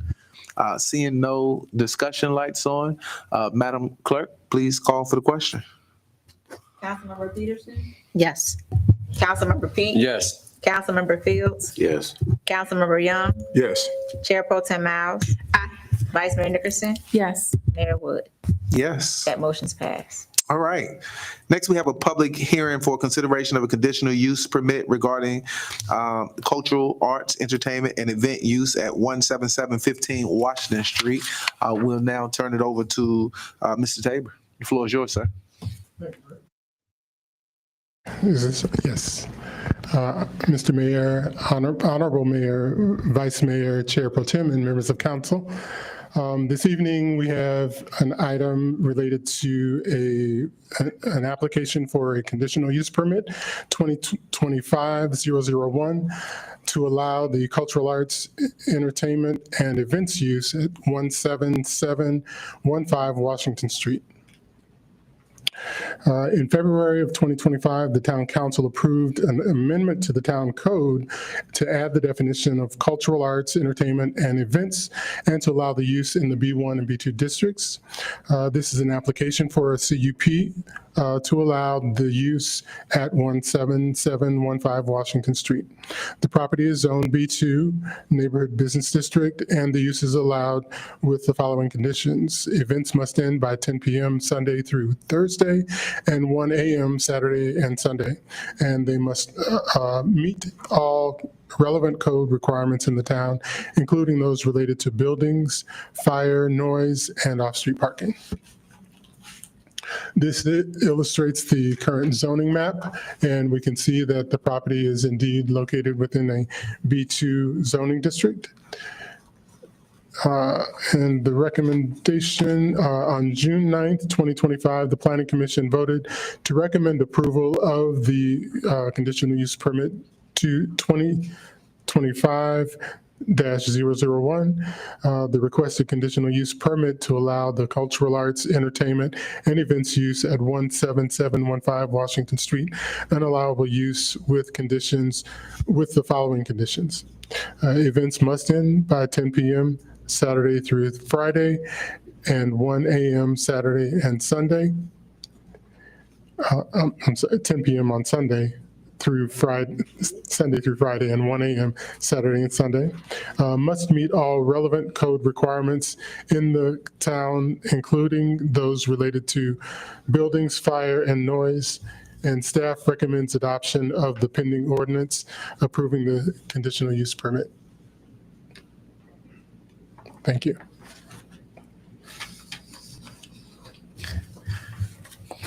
I think that time is always a tongue twister, but I think we got it right, huh, Councilman Fields? Is it written down right? 10 p.m. Sunday through Friday, it closes at 10, and Friday and Saturday. Saturday and Sunday, 1 a.m. Okay. All right. Got it. Just want to make sure. All right. Any questions on the staff report before we open? Is the applicant here? And yes, sir. Okay. Would you have questions first? Okay.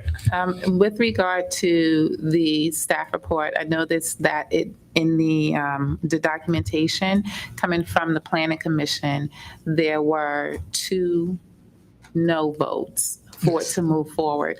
Could you share with us the concerns of the Planning Commission as far as, you know, you don't have to tell me specifically who voted no or why, but what were the concerns that they talked about? There was concern expressed by members of the Planning Commission regarding parking and impacts of parking on street parking And they wanted to make sure that there was adequate off-street parking provided by the applicant.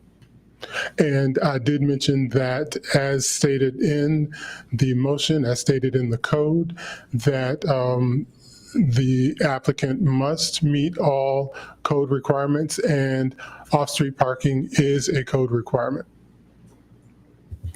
So what was the mitigation?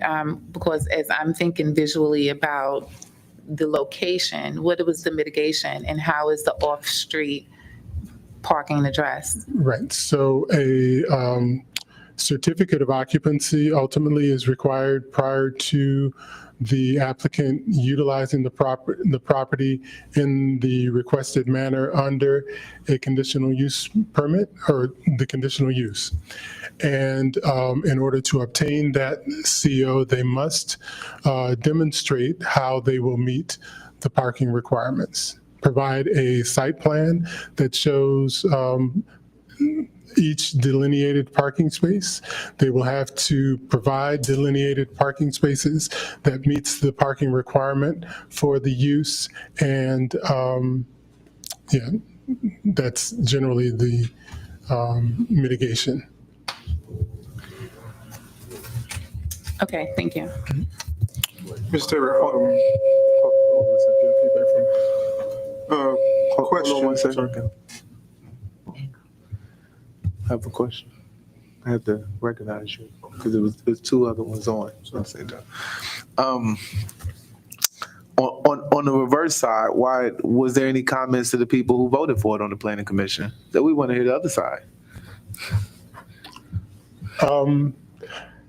I believe that they were comfortable with the process. Okay. But you know, I don't recall any comments specifically. Well, why they recommended it? But they approved, you know, the use and. Okay, Councilman Young. Yes, sir.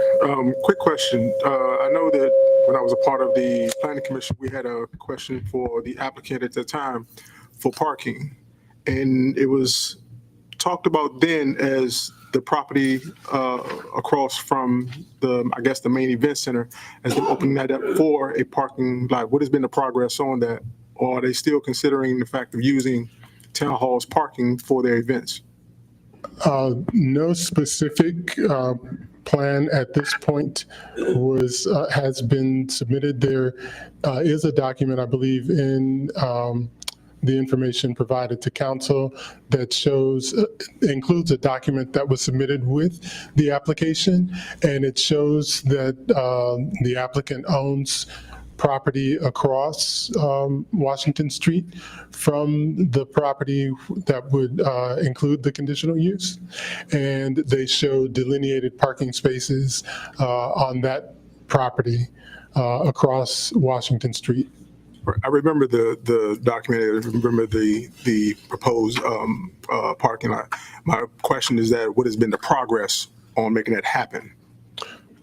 I can't speak for the applicant, but I believe that they may want to make sure that the use is approved before they move forward with establishing, investing and establishing the parking lot, making sure that they have your approval for the use prior to constructing that parking lot. But I can't speak for them. I understand. And I guess my question is that if we approve the fact of the use, what would be the, I want to say guarantee, or let's say they decided, okay, we approve it, this weekend they decide to have an event, what parking lot are they using? No, they would not be able to have an event until they get a certificate of occupancy. Okay. And they would not be able to get a certificate of occupancy until they show that they can meet the required parking. Okay, thank you. That's all, Mr. Mayor. All right, Chair Pro Tem. Thank you, Mr. Mayor.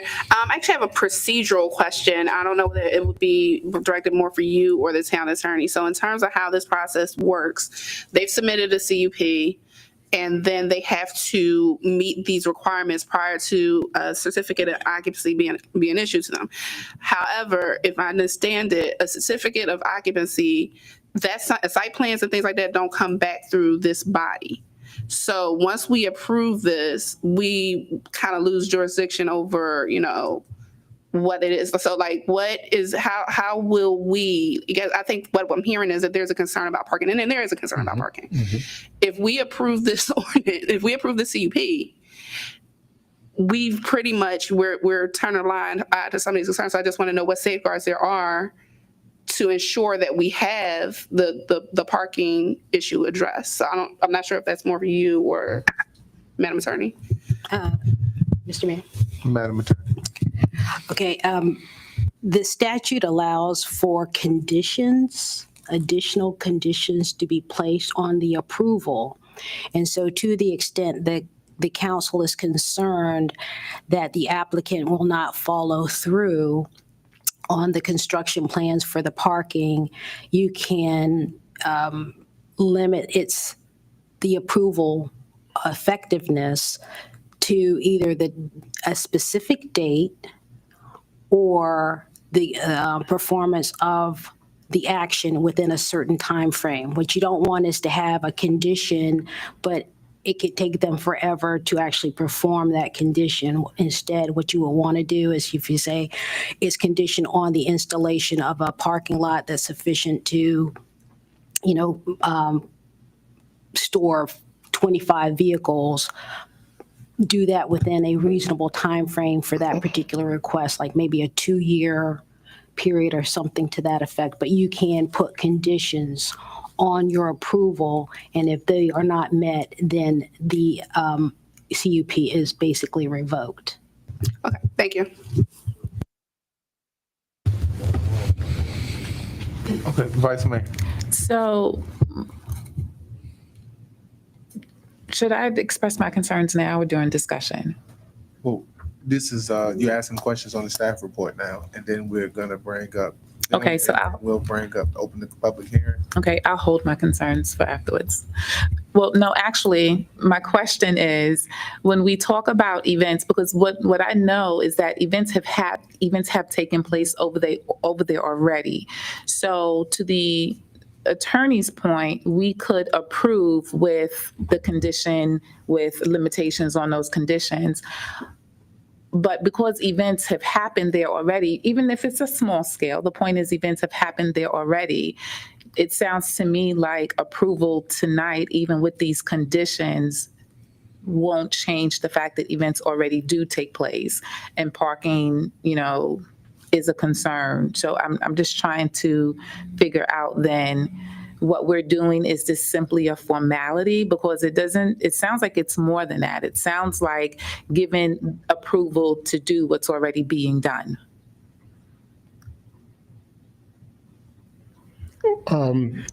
So. Like, what's the question? No. Within the conditional use permit, there are specific conditions that the applicant must meet before they can use the property for cultural arts, entertainment, and event uses. And through enforcement, the town can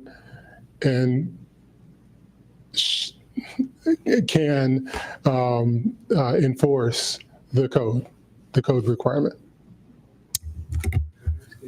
Thank you. All right. The applicant.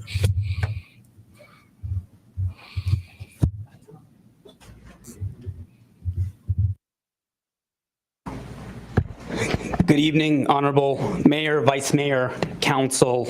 We appreciate your time and consideration towards this conditional use application.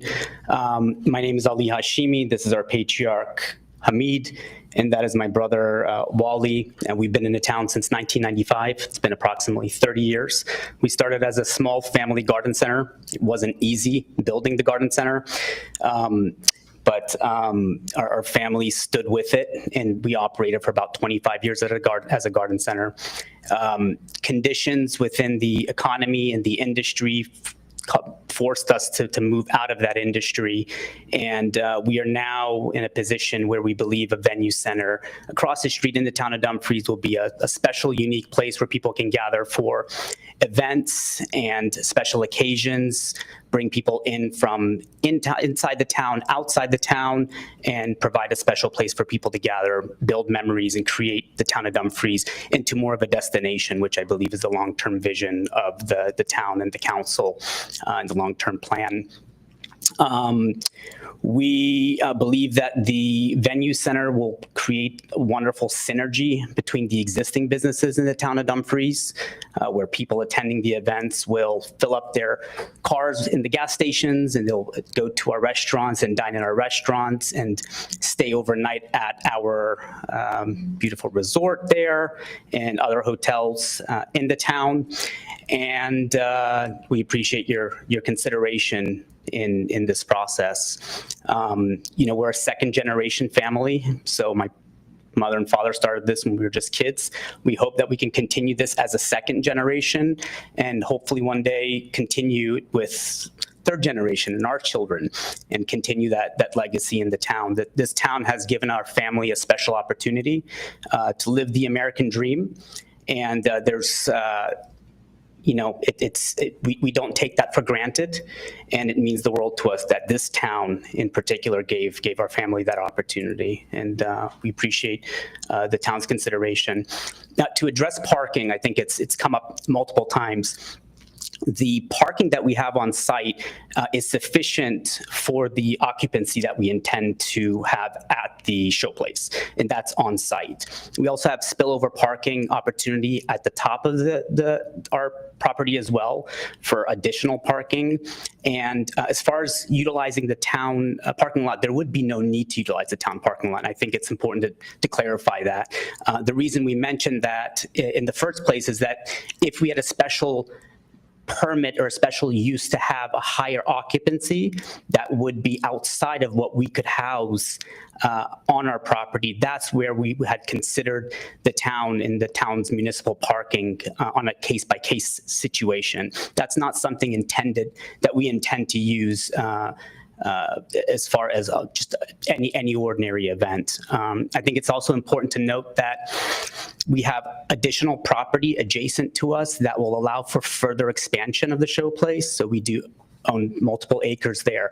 So although the showplace is about a 1 acre site, a little bit larger than that, it does have the opportunity to become many acres, and it can actually become one of the premier event venue spaces in Northern Virginia and beyond. It's a very unique space. It's not your typical banquet hall or hotel banquet that you go to. It provides a beautiful indoor-outdoor space that we believe is unique enough where there's nothing that can compete with it in our region. We haven't found anything. And again, we appreciate the town council for taking the time to consider our application. All right, Councilman Pete. Oh, yes. How many parking spaces do you guys have now? Yeah, so currently we have 18 parking spots on site. I believe it's 18 or 20 right there in the showplace, and we have room for additional 40 or so parking spaces on site right across the street in the other property that we own, as well as probably about a dozen spots up above. Can you let us know where this adjacent property of parking spaces that you're talking of 40 additional is located? Certainly, yeah. It's on the other side of Washington Street, so it's directly in front of our property there. The house with the red roof, if those of you are familiar. The house with the red roof.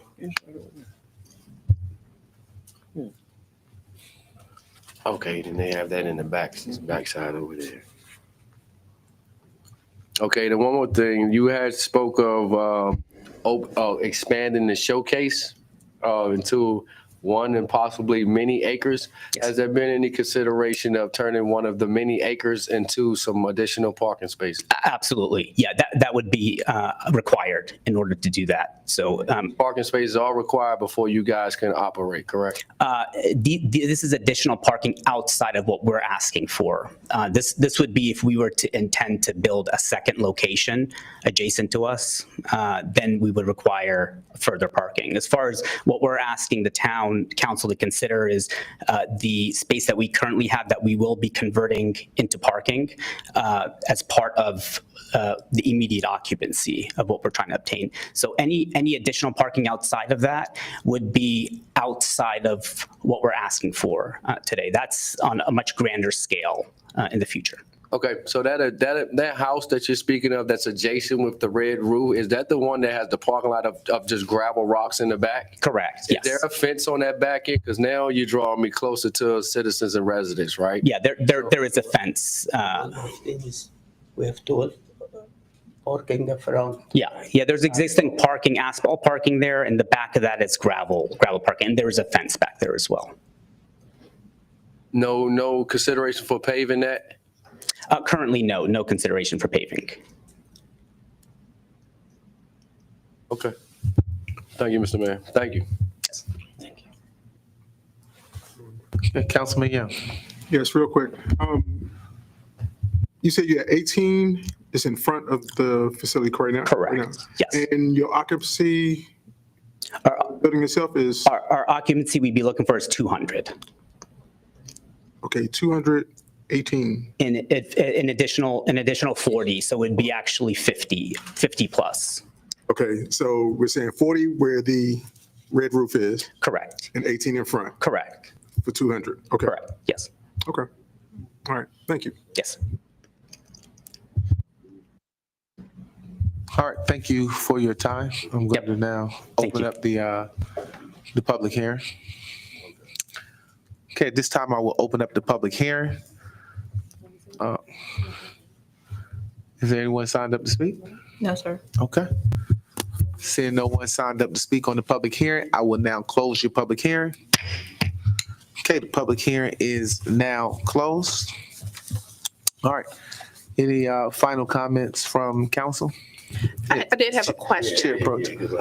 Okay. My apologies.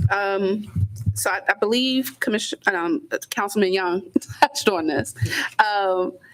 But you said that the parking that they currently have is sufficient for the events that they would like to have. What's the max occupancy of that building? It'll be 200. 218 parking spaces? No, 200 with 50 plus parking spaces. Okay, but I may have misheard you earlier. I thought that you were saying that the parking that you had now was sufficient for the use.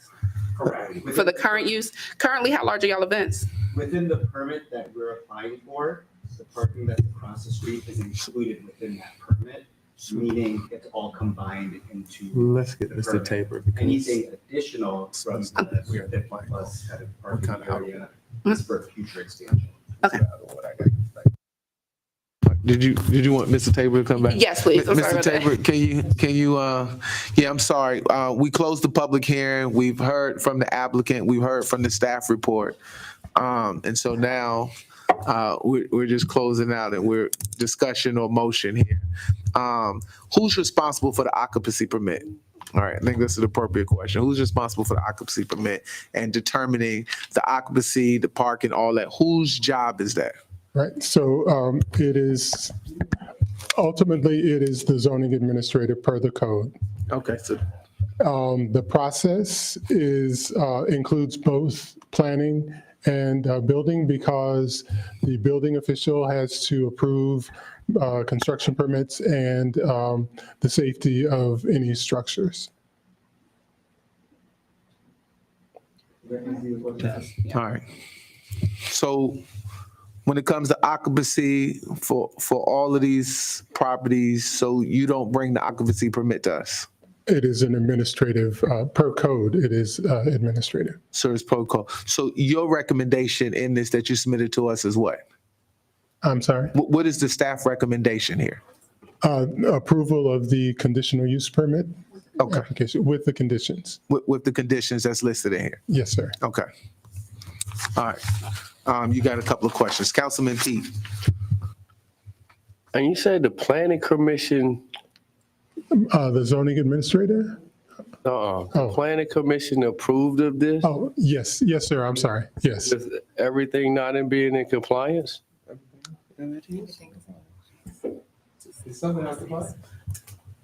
No, sir.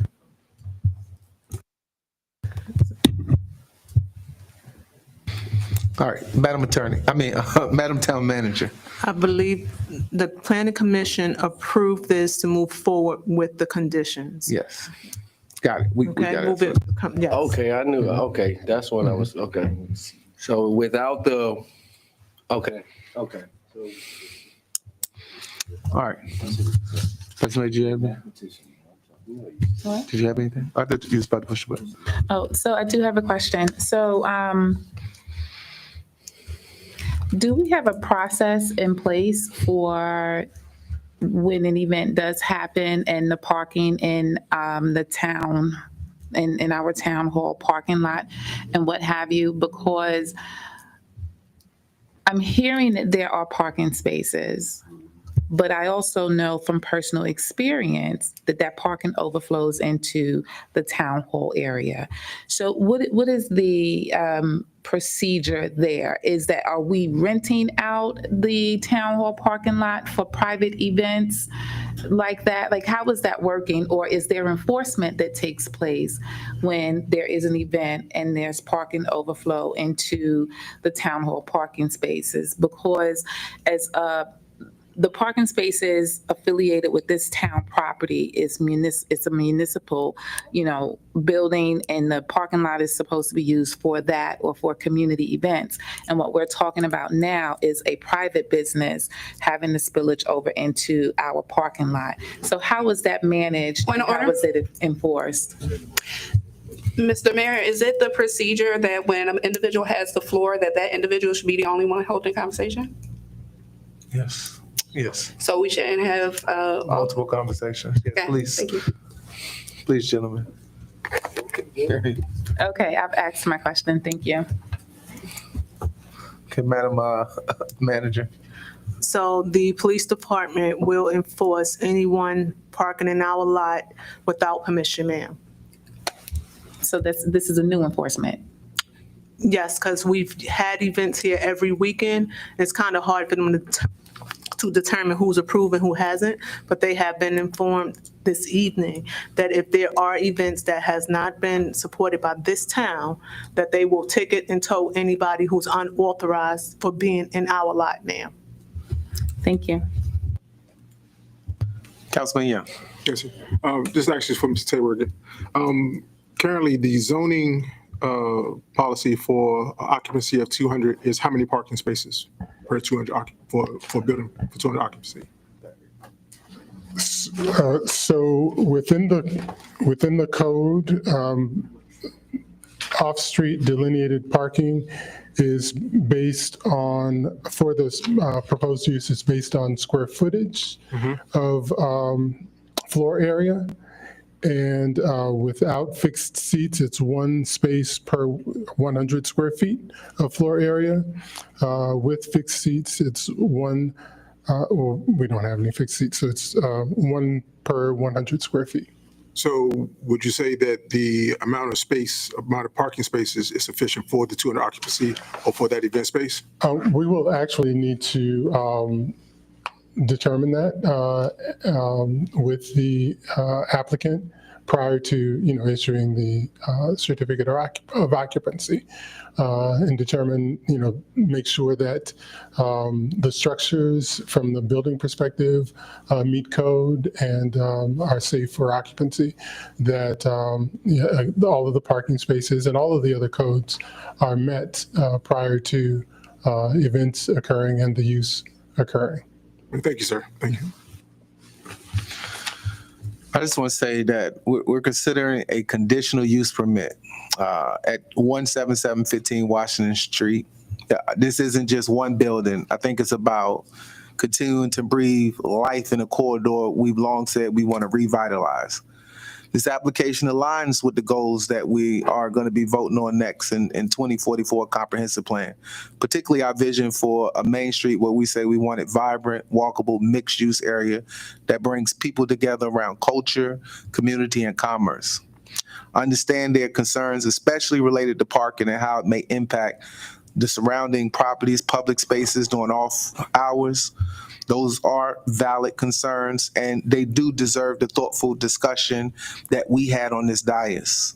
But I want to kind of ground this conversation in the broader purpose. The comprehensive plan, which we all help shape, it identifies this arts and cultural program as a tool for economic development and social cohesion. We all said we want to continue to bring this energy and opportunity back to the corridor. I think the proposed use directly supports that vision. As we look at parking, I'm reminded that in our initial adopted Main Street plan with the realignment of Route 1, we are planning to reduce the lanes and to build street parking, as well as our public parking lots. I mean, they're just that, they're public. They're meant to serve the community, residents, visitors, businesses alike. Of course, we can revisit signage, lighting, scheduling, all of those other things that support. But I think we got to be cautious not to inadvertently limit the kind of revitalization we've been working hard to attract. It's a conditional use permit. It allows for the conditions that the staff has recommended that we add the conditions. If there are mitigations that we feel are necessary to add, the attorney has said that we can also add, but let's not lose sight of the opportunity that's in front of us. I think this application is a step forward, as the applicant said, in making Dumfries a continued destination, not a place that people drive through, but a place that people gather, celebrate, and engage. If we say in our vision we want to thrive in Main Street, we got to be ready to support the uses that bring our Main Street to life. I just encourage my colleagues on the vision that we committed to and use this process to both listen to concerns and to move forward with clarity. And those are my comments on it. All right, seeing no further discussion, I make the motion based on the staff recommendation to approve it with the conditions listed in the conditional use permit. A second. All right. Say it again. Say the word ordinance. Okay, I add the word ordinance in there. You keep your second with ordinance. Yes. Yes. All right.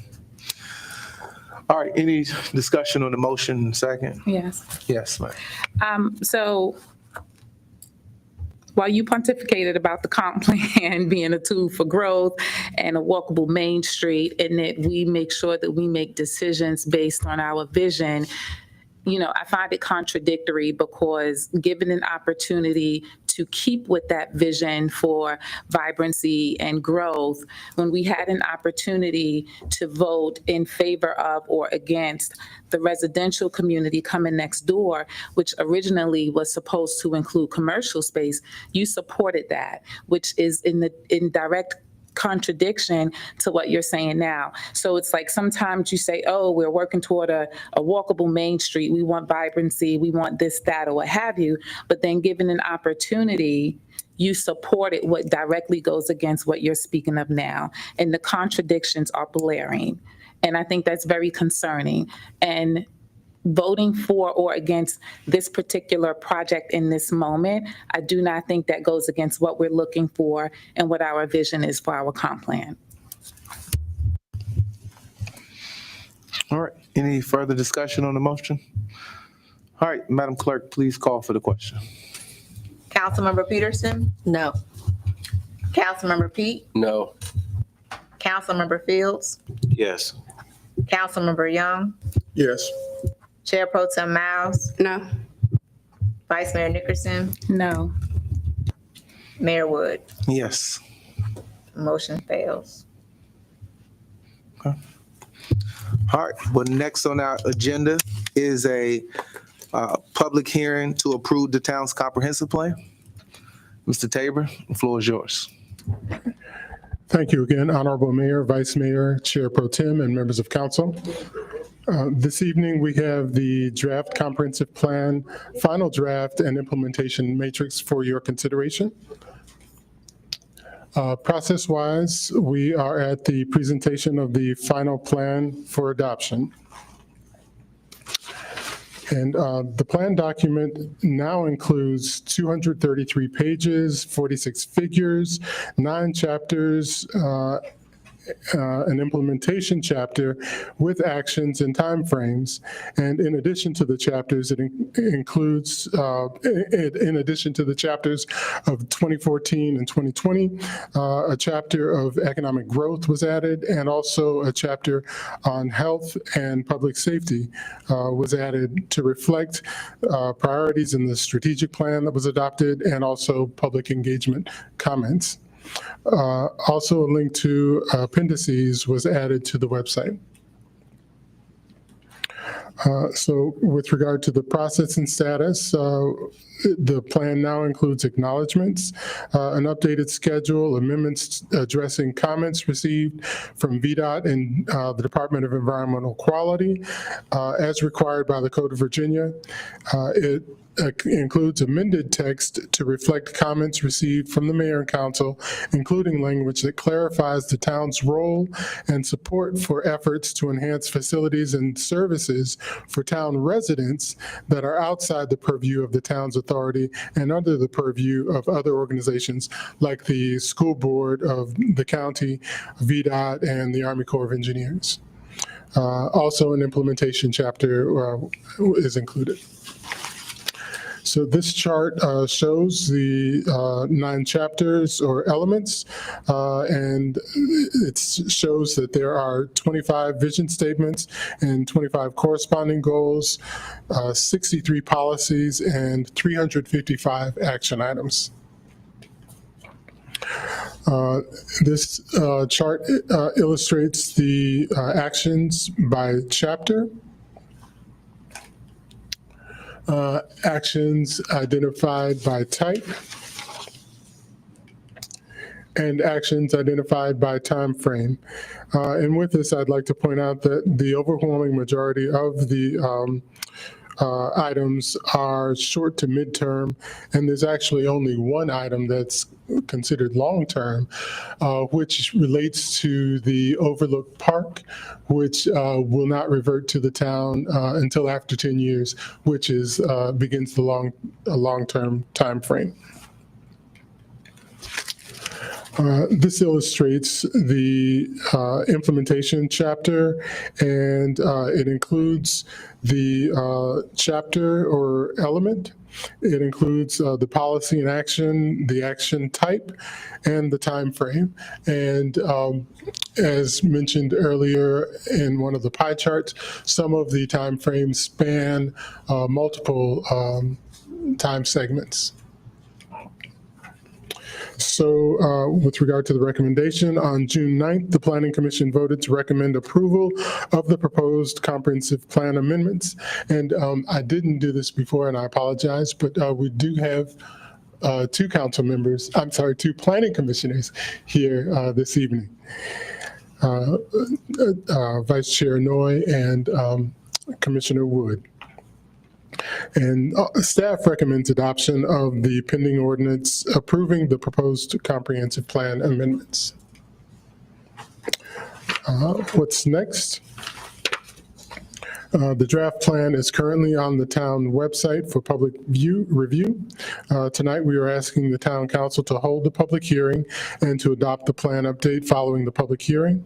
If the plan update is adopted, we will make any final changes and prepare the document for printing and placement on the town's website. We will work with the town manager to identify responsible staff to implement each action. We will develop an implementation, monitoring, reporting process, and schedule. We will begin implementation and reporting on the status. And please note that this is a living document, and we will submit recommended amendments as they are identified. Thank you, and I'm happy to respond to any questions. All right, any questions on the staff report? Vice Mayor. Thank you for that. I'm happy to see the updates and the amendments to the document. I noticed when I was looking through it, there were several references to HBCUs, and I'm interested in where that came about. I don't remember us discussing that as a council, as this particular council. I do, however, remember when Councilwoman Neville was on the dais with us, and it was something that she brought up and championed. But where did that information come from in this particular iteration? I don't recall us speaking about it. So I'm just interested in what the plans are around that, and where did that come from? Yes, it was those were comments that we received in the public engagement process. And actually, the mayor did provide some comments that included references to HBCUs, or historically Black colleges and universities.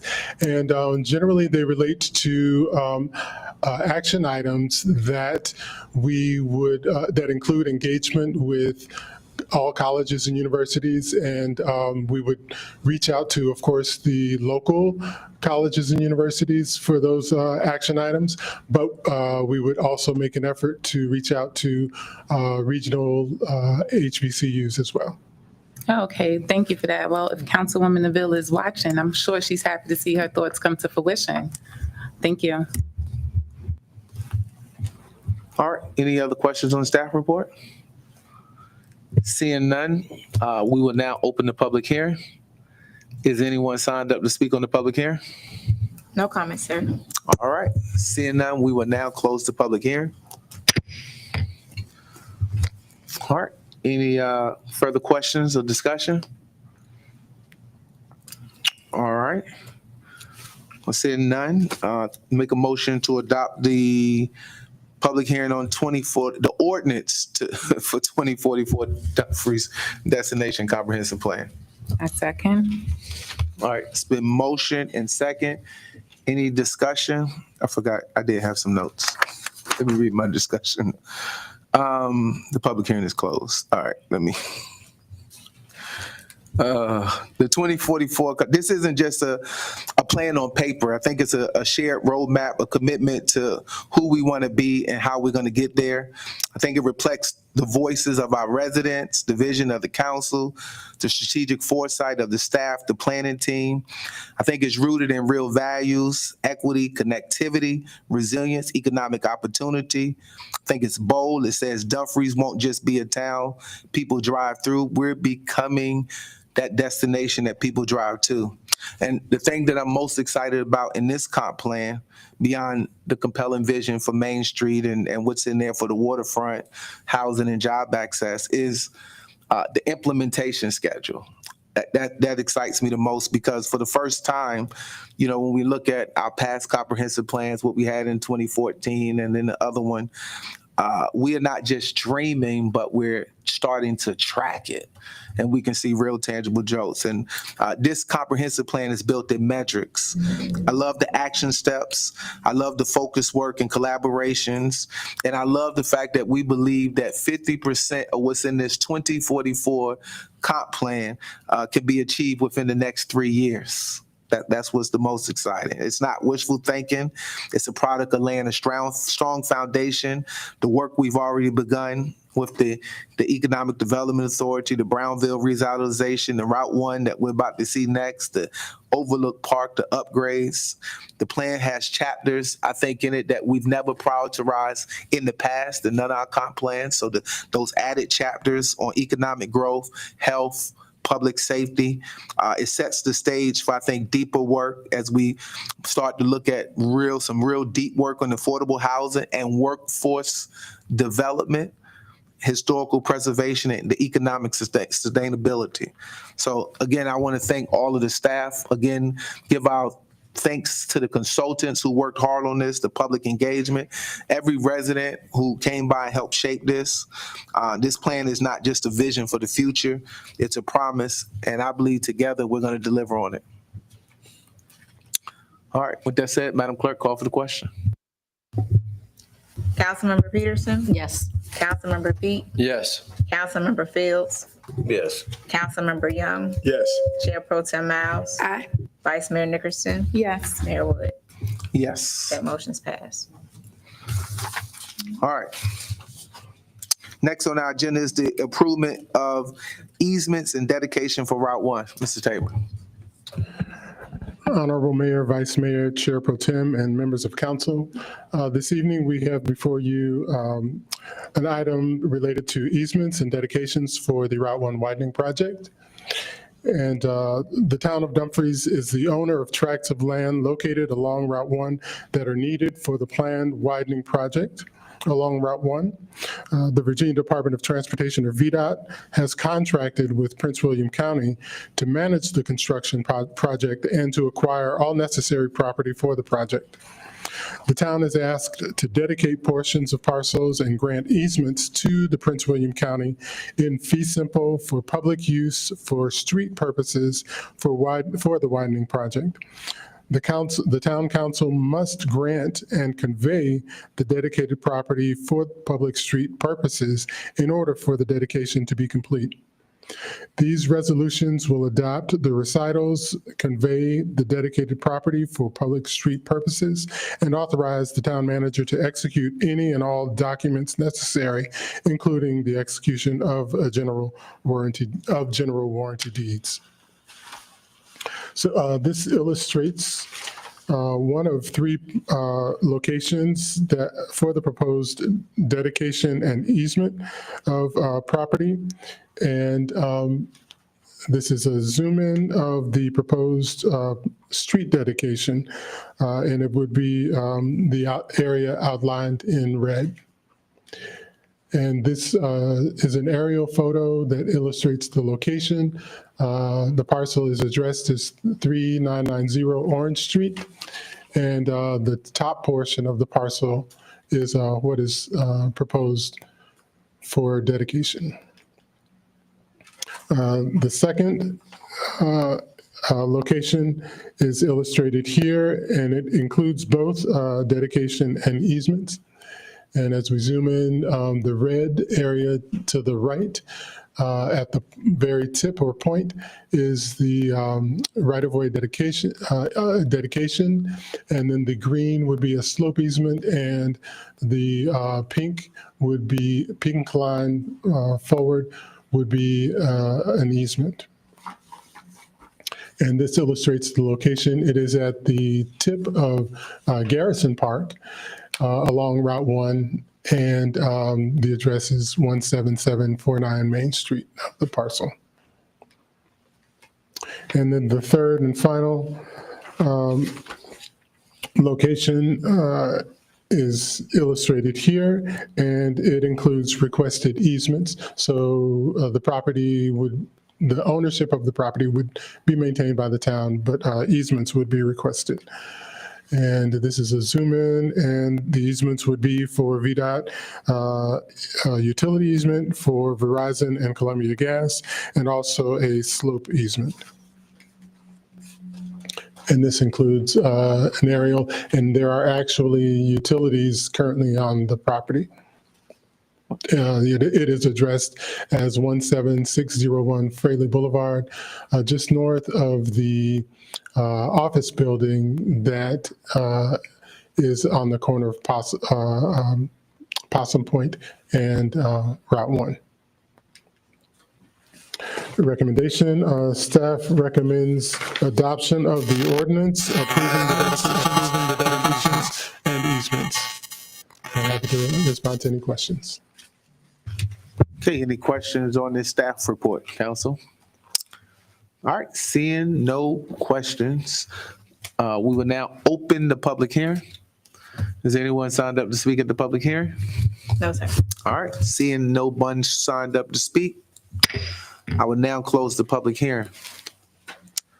So just understanding, so this project here is so that we can advance the Route 1 widening project, move forward with the utility location and the construction, which we know ain't gonna complete to 2031, but we're excited. And so we gotta do our part to not slow the project down. All right, council, any questions? All right, seeing none. Make a motion to approve the ordinance for the easement and the dedication of Route 1. A second. All right, it's been motioned and second. Okay, Okay, so this one is an ordinance. Okay, so I'm gonna take that back. A resolution to approve the easement and dedication for Route 1. I still second. All right. Any discussion? It's been motioned and second. No discussion. Madam Clerk, please call for the question. Councilmember Peterson, Yes. Councilmember Pete, Yes. Councilmember Fields. Yes. Councilmember Young, Yes. Chair Pro Tem Miles. Aye. Vice Mayor Nickerson, Yes. Mayor Wood. Yes. That motion's passed. All right. Next on our agenda, the Town Council of Dumfries desires to go into a closed meeting pursuant 2.2-3711 Alpha 7 of the Code of Virginia to consult legal counsel and to receive briefings by staff pertaining to actual and probate litigation. Well, consultation and briefings in open meetings will adversely affect the negotiating and litigating posture of the town. So I do that in the form of a motion. Second. All right, motion and second. Any discussion? Seeing none, Madam Clerk, call for the question. Councilmember Peterson, Yes. Councilmember Pete, Yes. Councilmember Fields, Yes. Councilmember Young, Yes. Chair Pro Tem Miles. Aye. Vice Mayor Nickerson, Yes. Mayor Wood. Yes. That motion's passed and we're now in closed session. All right, we'll convene at 9:33. I gotta go run to the.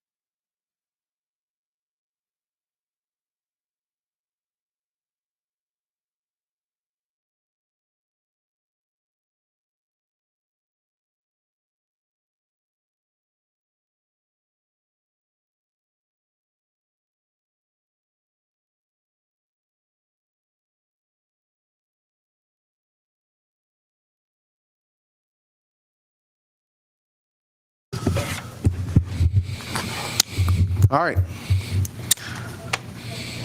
Whereas the council has completed its discussion in closed session and we desire to come back to open session, I'm making a motion that accordance with the provision of the Freedom of Information Act 2.2-3712, to the best of each member's knowledge, only public business matters lawfully exempt from open meeting were heard, discussed, and considered, and that only such business as identified in the motion by which we went into closed session. Yeah, it was a motion. Second. All right, any discussion on the motion? All right, seeing none, Madam Clerk, please call for the question. Councilmember Peterson? Yes. Councilmember Pete? Yes. Councilmember Fields? Yes. Councilmember Young? Yes. Chair Pro Tem Miles? Vice Mayor Nickerson? Mayor Wood? Yes. That motion's passed and we're back in open session. All right, we said no action is to be taken, so at this time, this meeting is adjourned.